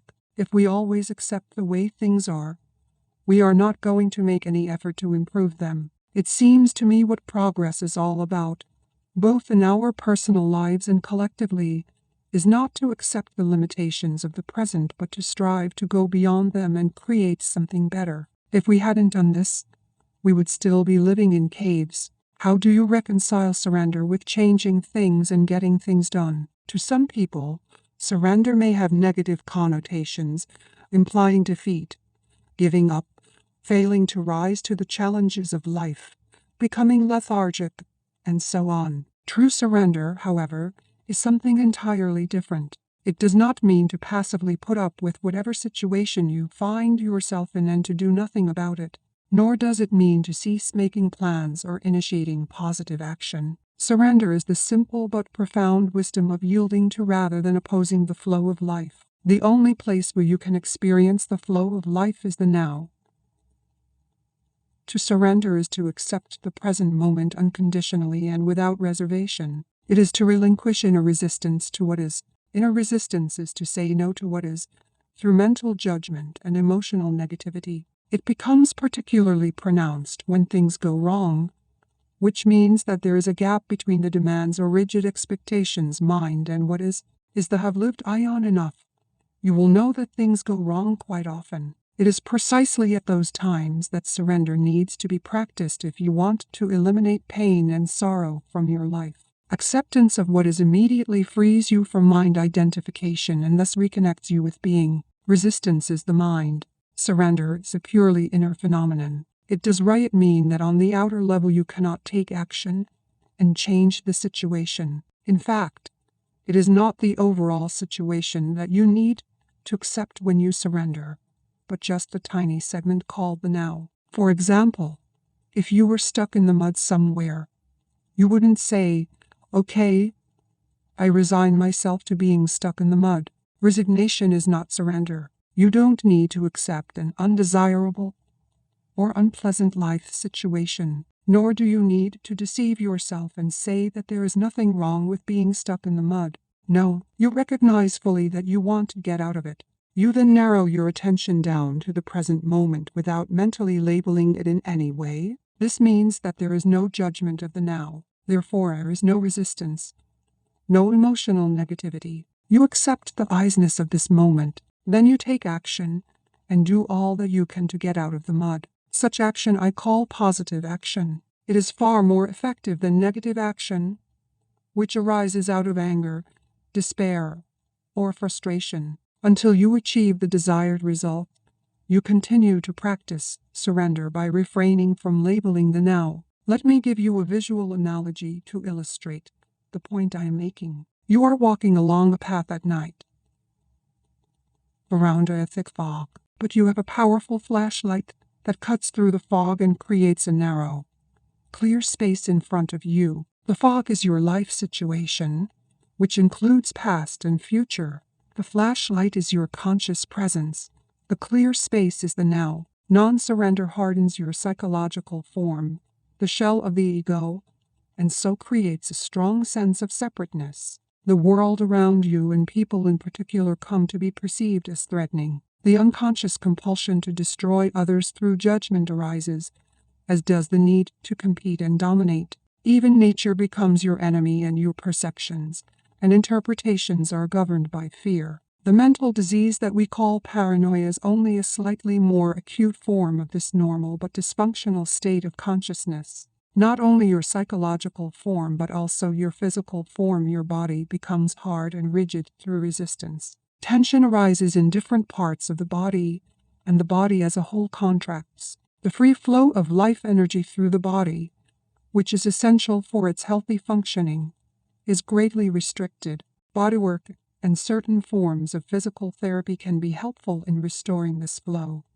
But unless you practice surrender in your everyday life, those things can only give temporary symptom relief, since the resistance pattern has not been dissolved. There is something within you that remains unaffected by the transient circumstances that make up your life situation, and only through surrender do you have access to it. It is your life, your very being, which exists eternally in the timeless realm of the present. Finding this life is the one thing that is needed that Jesus talked about. If you find your life situation unsatisfactory or even intolerable, it is only by surrendering first that you can break the unconscious resistance pattern that perpetuates that situation. Surrender is perfectly compatible with taking action, initiating change, or achieving goals. But in the surrendered state, a totally different energy, a different quality, flows into your doing. Surrender reconnects you with the source energy of being, and if your doing is infused with being, it becomes a joyful celebration of life energy that takes you more deeply into the now. Through non-resistance, the quality of your consciousness and, therefore, the quality of whatever you are doing or creating is enhanced immeasurably. The results will then look after themselves and reflect that quality. We could call this surrendered action. It is not work as we have known it for thousands of years. As more humans awaken, the word work is going to disappear from our vocabulary, and perhaps a new word will be created to replace it. It is the quality of your consciousness at this moment that is the main determinant of what kind of future you will experience. So to surrender is the most important thing you can do to bring about positive change. Any action you take is secondary. No truly positive action can arise out of an unsurrendered state of consciousness. I can see that if I am in a situation that is unpleasant or unsatisfactory and I completely accept the moment as it is, there will be no suffering or unhappiness. I will have risen above it, but I still can't quite see where the energy or motivation for taking action and bringing about change would come from if there isn't a certain amount of dissatisfaction. In the state of surrender, you see very clearly what needs to be done, and you take action, doing one thing at a time and focusing on one thing at a time. Learn from nature, see how everything gets accomplished, and how the miracle of life unfolds without dissatisfaction or unhappiness. That's why Jesus said, "Look at the lilies, how they grow. They neither toil nor spin." If your overall situation is unsatisfactory or unpleasant, separate out this instant and surrender to what is. That's the flashlight cutting through the fog. Your state of consciousness then ceases to be controlled by external conditions. You are no longer coming from reaction and resistance. Then look at the specifics of the situation. Ask yourself, is there anything I can do to change the situation, improve it, or remove myself from it? If so, you take appropriate action. Focus not on the two things that you will or may have to do at some future time, but on the one thing that you can do now. This doesn't mean you should not do any planning. It may well be that planning is the one thing you can do now, but make sure you don't start to run mental movies. Project yourself into the future, and so lose the now. Any action you take may not bear fruit immediately. Until it does, do not resist what is. If there is no action you can take, and you cannot remove yourself from the situation either, then use the situation to make you go more deeply into surrender, more deeply into the now, more deeply into being. When you enter this timeless dimension of the present, change often comes about in strange ways without the need for a great deal of doing on your part. Life becomes helpful and cooperative. If inner factors such as fear, guilt, or inertia prevented you from taking action, they will dissolve in the light of your conscious presence. Do not confuse surrender with an attitude of I can't be bothered anymore or I just don't care anymore. If you look at it closely, you will find that such an attitude is tainted with negativity in the form of hidden resentment, and so is not surrender at all but masked resistance. As you surrender, direct your attention inward to check if there is any trace of resistance left inside you. Be very alert when you do so. Otherwise, a pocket of resistance may continue to hide in some dark corner in the form of a thought or an unacknowledged emotion. From mind energy to spiritual energy, letting go of resistance is easier said than done. I still don't see clearly how to let go. If you say it is by surrendering, the question remains how. Start by acknowledging that there is resistance. Be there when it happens, when the resistance arises. Observe how your mind creates it, how it labels the situation, yourself or others. Look at the thought process involved. Feel the energy of the emotion. By witnessing the resistance, you will see that it serves no purpose. By focusing all your attention on the now, the unconscious resistance is made conscious, and that is the end of it. You cannot be conscious and unhappy, conscious and in negativity. Negativity, unhappiness, or suffering in whatever form means that there is resistance.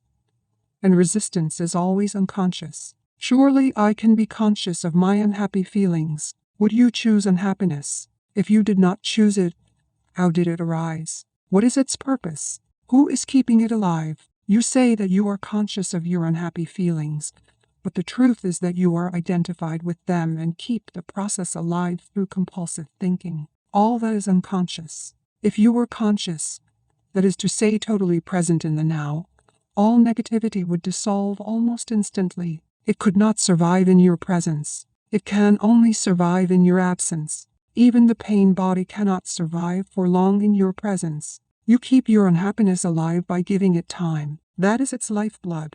Remove time through intense present moment awareness and it dies. But do you want it to die? Have you truly had enough? Who would you be without it? Until you practice surrender, the spiritual dimension is something you read about, talk about, get excited about, write books about, think about, believe in or don't, as the case may be. It makes no difference. Not until you surrender does it become a living reality in your life. When you do, the energy that you emanate and which then runs your life is of a much higher vibrational frequency than the mind energy that still runs our world, the energy that created the existing social, political, and economic structures of our civilization, and which also continuously perpetuates itself through our educational systems and the media. Through surrender, spiritual energy comes into this world. It creates no suffering for yourself, for other humans, or any other life form on the planet. Unlike mind energy, it does not pollute the earth, and is not subject to the law of polarities, which dictates that nothing can exist without its opposite, that there can be no good without bad. Those who run on mind energy, which is still the vast majority of the Earth's population, remain unaware of the existence of spiritual energy. It belongs to a different order of reality and will create a different world when a sufficient number of humans enter the surrendered state and so become totally free of negativity. If the Earth is to survive, this will be the energy of those who inhabit it. Jesus referred to this energy when he made his famous prophetic statement in the Sermon on the Mount, "Blessed are the gentle, they shall have the earth for their possession." It is a silent but intense presence that dissolves the unconscious patterns of the mind. They may still remain active for a while, but they won't run your life anymore. The external conditions that were being resisted also tend to shift or dissolve quickly through surrender. It is a powerful transformer of situations and people. If conditions do not shift immediately, your acceptance of the now enables you to rise above them. Either way, you are free. Surrender in personal relationships. What about people who want to use me, manipulate or control me? Am I to surrender to them? They are cut off from being, so they unconsciously attempt to get energy and power from you. It is true that only an unconscious person will try to use or manipulate others, but it is equally true that only an unconscious person can be used and manipulated. If you resist or fight unconscious behavior in others, you become unconscious yourself. But surrender doesn't mean that you allow yourself to be used by unconscious people. Not at all. It is perfectly possible to say no firmly and clearly to a person or to walk away from a situation and be in a state of complete inner non-resistance at the same time. When you say no to a person or a situation, let it come not from reaction but from insight, from a clear realization of what is right or not right for you at that moment. Let it be a non-reactive no, a high-quality no, a no that is free of all negativity and so creates no further suffering. I am in a situation at work that is unpleasant. I have tried to surrender to it, but I find it impossible. A lot of resistance keeps coming up. If you cannot surrender, take action immediately. Speak up or do something to bring about a change in the situation or remove yourself from it. Take responsibility for your life. Do not pollute your beautiful, radiant inner being nor the earth with negativity. Do not give unhappiness in any form whatsoever a dwelling place inside you. If you cannot take action, for example, if you are in prison, then you have two choices left: resistance or surrender, bondage or inner freedom from external conditions, suffering or inner peace. Is non-resistance also to be practiced in the external conduct of our lives, such as non-resistance to violence? Or is it something that just concerns our inner life? You only need to be concerned with the inner aspect. That is primary, of course. That will also transform the conduct of your outer life, your relationships, and so on. Your relationships will be changed profoundly by surrender. If you can never accept what is, by implication you will not be able to accept and embody them the way they are. You will judge, criticize, label, reject, or attempt to change people. Furthermore, if you continuously make the now into a means to an end in the future, you will also make every person you encounter or relate with into a means to an end. The relationship the human being is then of secondary importance to you, or of no importance at all. What you can get out of the relationship is primary, be it material gain, a sense of power, physical pleasure, or some form of ego gratification. Let me illustrate how surrender can work in relationships. When you become involved in an argument or some conflict situation, perhaps with a partner or someone close to you, start by observing how defensive you become as your own position is attacked, or feel the force of your own aggression as you attack the other person's position. Observe the attachment to your views and opinions. Feel the mental, emotional energy behind your need to be right and make the other person wrong. That's the energy of the egoic mind. You make it conscious by acknowledging it, by feeling it as fully as possible. Then one day, in the middle of an argument, you will suddenly realize that you have a choice, and you may decide to drop your own reaction just to see what happens. You surrender. I don't mean dropping the reaction just verbally by saying, "Okay, you are right," with a look on your face that says, "I am above all this childish unconsciousness." That's just displacing the resistance to another level, with the egoic mind still in charge, claiming superiority. I am speaking of letting go of the entire mental, emotional energy field inside you that was fighting for power. The ego is cunning, so you have to be very alert, very present, and totally honest with yourself to see whether you have truly relinquished your identification with a mental position and so freed yourself from your mind. If you suddenly feel very light, clear, and deeply at peace, that is an unmistakable sign that you have truly surrendered. Then observe what happens to the other person's mental position as you no longer energize it through resistance. When identification with mental positions is out of the way, true communication begins. What about non-resistance in the face of violence, aggression, and the like? Non-resistance doesn't necessarily mean doing nothing. All it means is that any doing becomes non-reactive. Remember the deep wisdom underlying the practice of Eastern martial arts.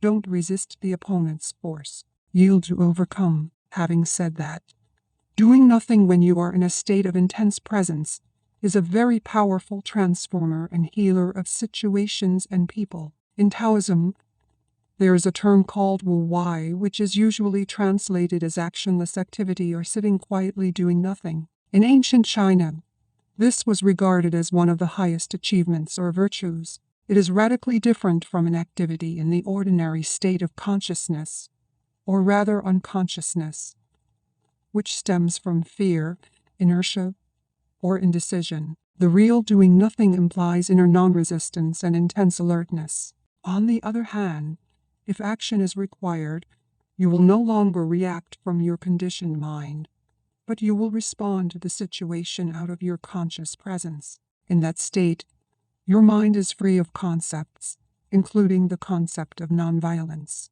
So who can predict what you will do? The ego believes that in your resistance lies your strength, whereas in truth resistance cuts you off from being. The only place of true power. Resistance is weakness and fear masquerading as strength. What the ego sees as weakness is your being in its purity, innocence, and power. What it sees as strength is weakness. So the ego exists in a continuous resistance mode and plays counterfeit roles to cover up your weakness, which in truth is your power, until there is surrender.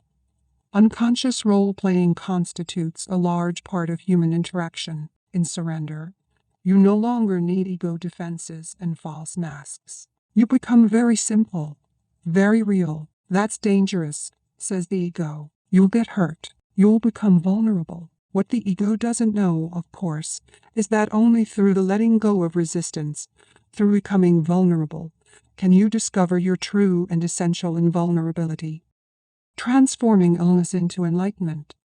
If someone is seriously ill and completely accepts their condition and surrenders to the illness, would they not have given up their will to get back to health? The determination to fight the illness would not be there anymore, would it?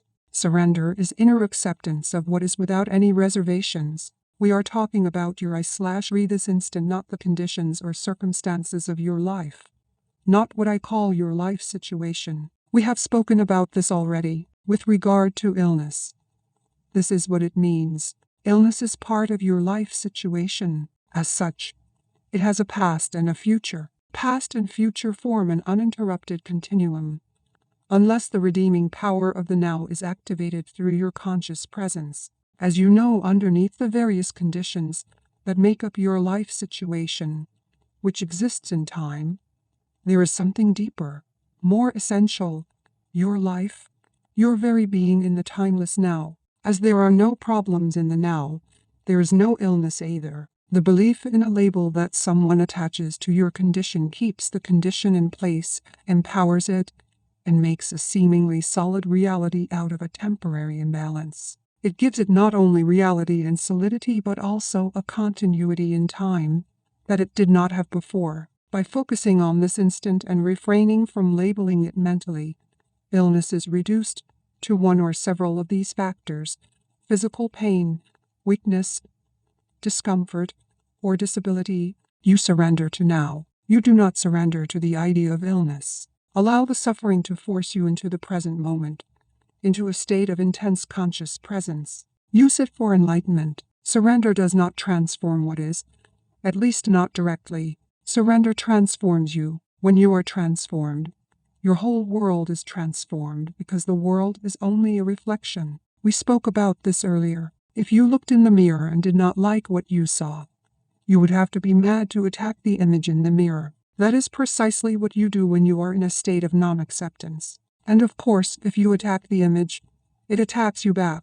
If you accept the image, no matter what it is, if you become friendly toward it, it cannot not become friendly toward you. This is how you change the world. Illness is not the problem. You are the problem as long as the egoic mind is in control. When you are ill or disabled, Do not feel that you have failed in some way. Do not feel guilty. Do not blame life for treating you unfairly.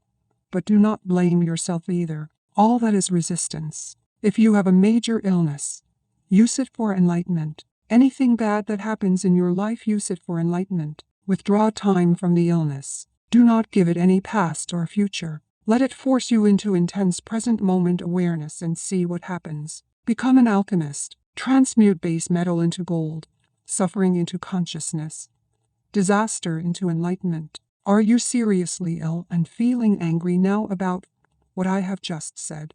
Then that is a clear sign that the illness has become part of your sense of self, and that you are now protecting your identity as well as protecting the illness. The condition that is labeled illness has nothing to do with who you truly are. When disaster strikes, as far as the still unconscious majority of the population is concerned, only a critical limit situation has the potential to crack the hard shell of the ego and force them into surrender and so into the awakened state. A limit situation arises when, through some disaster, drastic upheaval, deep loss or suffering, your whole world is shattered and doesn't make sense anymore. It is an encounter with death, be it physical or psychological. The egoic mind, the creator of this world, collapses. Out of the ashes of the old world, a new world can then come into being. There is no guarantee, of course, that even a limit situation will do it, but the potential is always there. Some people's resistance to what is even intensifies in such a situation, and so it becomes a descent into hell. In others, there may only be partial surrender, but even that will give them a certain depth and serenity that were not there before. Parts of the ego shall break off, and this allows small amounts of the radiance and peace that lie beyond the mind to shine through. Limit situations have produced many miracles. There have been murderers in death row waiting for execution who, in the last few hours of their lives, experienced the egoless state, and the deep joy found themselves and became so intense as to produce unbearable suffering. And there was nowhere to run and nothing to do to escape it, not even a mind-projected future. So they were forced into complete acceptance of the unacceptable, into surrender. In this way, they were able to enter the state of grace with which comes redemption, complete release from the past. Of course, it is not really the limit situation that makes room for the miracle of grace and redemption, but the act of surrender. So whenever any kind of disaster strikes, or something goes seriously wrong, illness, disability, loss of home or fortune or of a socially defined identity, breakup of a dose relationship, death or suffering of a loved one, or your own impending death, know that there is another side to it, that you are just one step away from something incredible, a complete alchemical transmutation of the base metal of pain and suffering into gold. Or your suffering awakened, or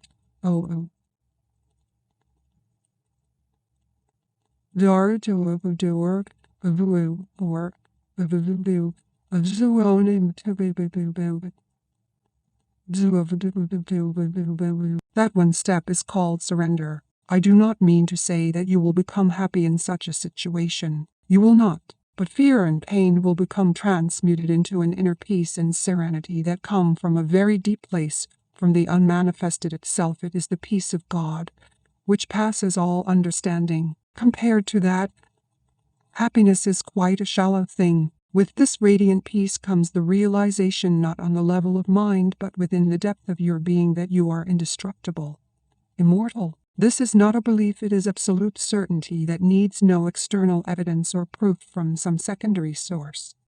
Transforming suffering into peace. I read about a Stoic philosopher in ancient Greece who, when he was told that his son had died in an accident, replied, "I knew he was not immortal." Is that surrender? If it is, I don't want it. There are some situations in which surrender seems unnatural and inhuman. Being cut off from your feelings is not surrender, but we don't know what his inner state was when he said those words. Uncertain now, but you always get a second chance at surrender. Your first chance is to surrender each moment to the reality of that moment, knowing that what is cannot be undone because it already is. You say yes to what is or accept what isn't. Then you do what you have to do. whatever the situation requires. If you abide in this state of acceptance, you create no more negativity, no more suffering, no more unhappiness. You then live in a state of non-resistance, a state of grace and lightness, free of struggle. Whenever you are unable to do that, whenever you miss that chance, either because you are not generating enough conscious presence to prevent some habitual and unconscious resistance pattern from arising, or because the condition is so extreme as to be absolutely unacceptable to you, then you are creating some form of pain, some form of suffering. It may look as if the situation is creating the suffering, but ultimately this is not so. Your resistance is. Now here is your second chance at surrender. If you cannot accept what is outside, then accept what is inside. If you cannot accept the external condition, accept the internal condition. This means, do not resist the pain. Allow it to be there. Surrender to the grief, despair, fear, loneliness, or whatever form the suffering takes. Witness it without labeling it mentally. Embrace it. Then see how the miracle of surrender transmutes deep suffering into deep peace. This is your crucifixion. Let it become your resurrection and ascension. I do not see how one can surrender to suffering. As you yourself pointed out, suffering is non-surrender. How could you surrender to non-surrender? Forget about surrender for a moment. When your pain is deep, all talk of surrender will probably seem futile and meaningless anyway. When your pain is deep, you will likely have a strong urge to escape from it rather than surrender to it. You don't want to feel what you feel. What could be more normal? But there is no escape, no way out. There are many pseudo-escapes: work, drink, drugs, anger, projection, suppression, and so on, but they don't free you from the pain. Suffering does not diminish in intensity when you make it unconscious. When you deny emotional pain, everything you do or think, as well as your relationships, become contaminated with it. You broadcast it, so to speak, as the energy you emanate, and others will pick it up subliminally. If they are unconscious, they may even feel compelled to attack or hurt you in some way, or you may hurt them in an unconscious projection of your pain. You attract and manifest whatever corresponds to your inner state. When there is no way out, there is still always a way through, so don't turn away from the pain. Face it, feel it fully, feel it, don't think about it. Express it if necessary, but don't create a script in your mind around it. Give all your attention to the feeling, not to the person, event, or situation that seems to have caused it. Don't let the mind use the pain to create a victim identity for yourself out of it. Feeling sorry for yourself and telling others your story will keep you stuck in suffering. Since it is impossible to get away from the feeling, the only possibility of change is to move into it, otherwise nothing will shift. So give your complete attention to what you feel, and refrain from mentally labeling it. As you go into the feeling, be intensely alert. At first, it may seem like a dark and terrifying place, and when the urge to turn away from it comes, observe it but don't act on it. Keep putting your attention on the pain. Keep feeling the grief, the fear, the dread, the loneliness, whatever it is. Stay alert. Stay present with your whole being, with every cell of your body. As you do so, you are bringing a light into this darkness. This is the flame of your consciousness. At this stage, you don't need to be concerned with surrender anymore. It has happened already. How? Full attention is full acceptance, is surrender. By giving full attention, you use the power of the now, which is the power of your presence. No hidden pocket of resistance can survive in it. Presence removes time. Without time, no suffering, no negativity can survive. The acceptance of suffering is a journey into death, facing deep pain, allowing it to be, taking your attention into it, is to enter death consciously. When you have died this death, you realize that there is no death, and there is nothing to fear. Only the ego dies. Imagine a ray of sunlight that has forgotten it is an inseparable part of the sun and deludes itself into believing it has to fight for survival and create and cling to an identity other than the sun. Would the death of this delusion not be incredibly liberating? Do you want an easy death? Would you rather die without pain, without agony, than die to the past every moment, and let the light of your presence shine away the heavy, time-bound self you thought of as you. The way of the cross. There are many accounts of people who say they have found God through their deep suffering, and there is the Christian expression, the way of the cross, which I suppose points to the same thing. We are concerned with nothing else here. Strictly speaking, they did not find God through their suffering, because suffering implies resistance. They found God through surrender, through total acceptance of what is, into which they were forced by their intense suffering. They must have realized on some level that their pain was self-created. How do you equate surrender with finding God? The way of the cross that you mentioned is the old way to enlightenment, and until recently it was the only way, but don't dismiss it or underestimate its efficacy. It still works, at this time. As far as the unconscious majority of humans is concerned, the way of the cross is still the only way. They will only awaken through further suffering, and enlightenment as a collective phenomenon will be predictably preceded by vast upheavals. This process reflects the workings of certain universal laws that govern the growth of consciousness, and thus was foreseen by some seers. It is described, among other places, in the Book of Revelation or Apocalypse, though cloaked in obscure and sometimes impenetrable symbology. The suffering is inflicted not by God but by humans on themselves and on each other, as well as by certain defensive measures that the earth, which is a living, intelligent organism, is going to take to protect herself from the onslaught of human madness. However, there is a growing number of humans alive today whose consciousness is sufficiently evolved not to need any more suffering before the realization of enlightenment.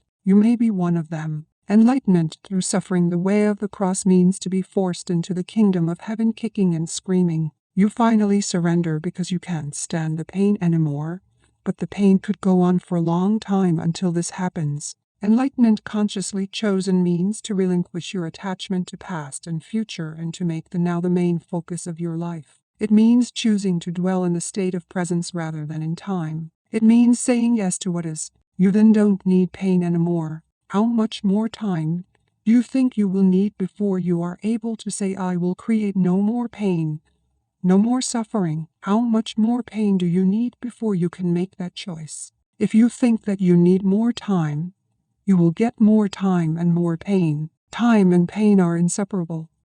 The power to choose.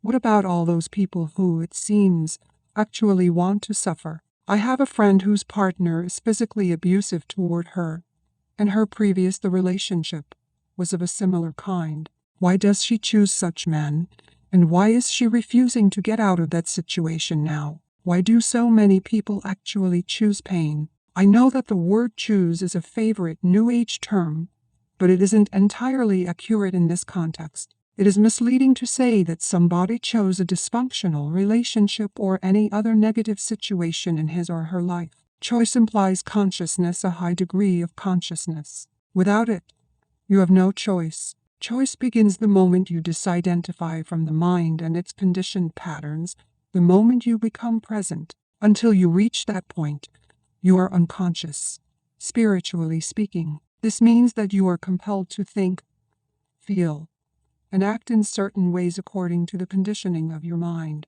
That is why Jesus said, "Forgive them, for they know not what they do." This is not related to intelligence in the conventional sense of the word.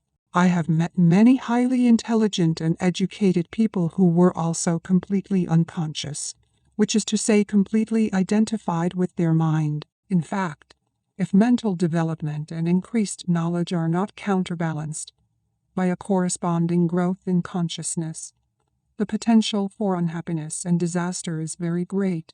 Your friend is stuck in a relationship with an abusive partner, and not for the first time. Why? No choice. The mind, conditioned as it is by the past, always seeks to recreate what it knows and is familiar with.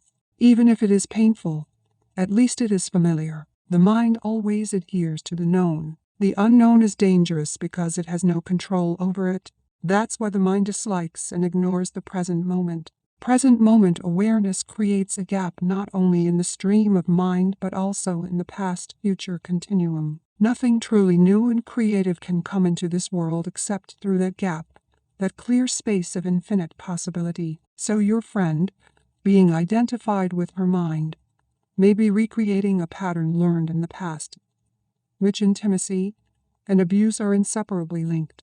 Alternatively, she may be acting out a mind pattern learned in early childhood according to which she is unworthy and deserves to be punished. It is possible, too, that she lives a large part of her life through the pain body, which always seeks more pain on which to feed. Her partner has his own unconscious patterns, which complement hers. Of course, her situation is self-created, but who or what is the self that is doing the creating? A mental emotional pattern from the past.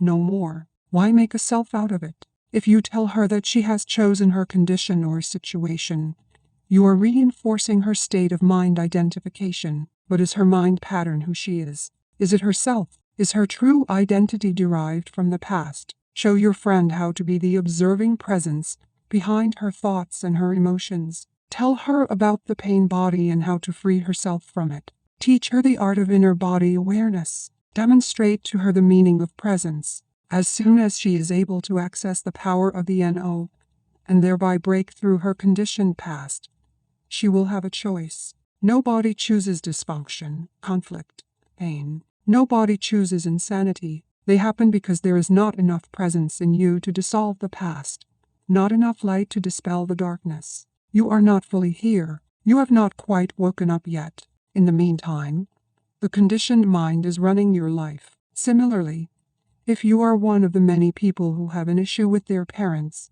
if you still harbor resentment about something they did or did not do, then you still believe that they had a choice, that they could have acted differently. It always looks as if people had a choice, but that is an illusion. As long as your mind with its conditioned patterns runs your life, as long as you are your mind, what choice do you have? None. You are not even there. The mind-identified state is severely dysfunctional. It is a form of insanity. Almost everyone is suffering from this illness in varying degrees. The moment you realize this, there can be no more resentment. How can you resent someone's illness? The only appropriate response is compassion. So that means nobody is responsible for what they do. I don't like that idea. If you are run by your mind, although you have no choice, you will still suffer the consequences of your unconsciousness.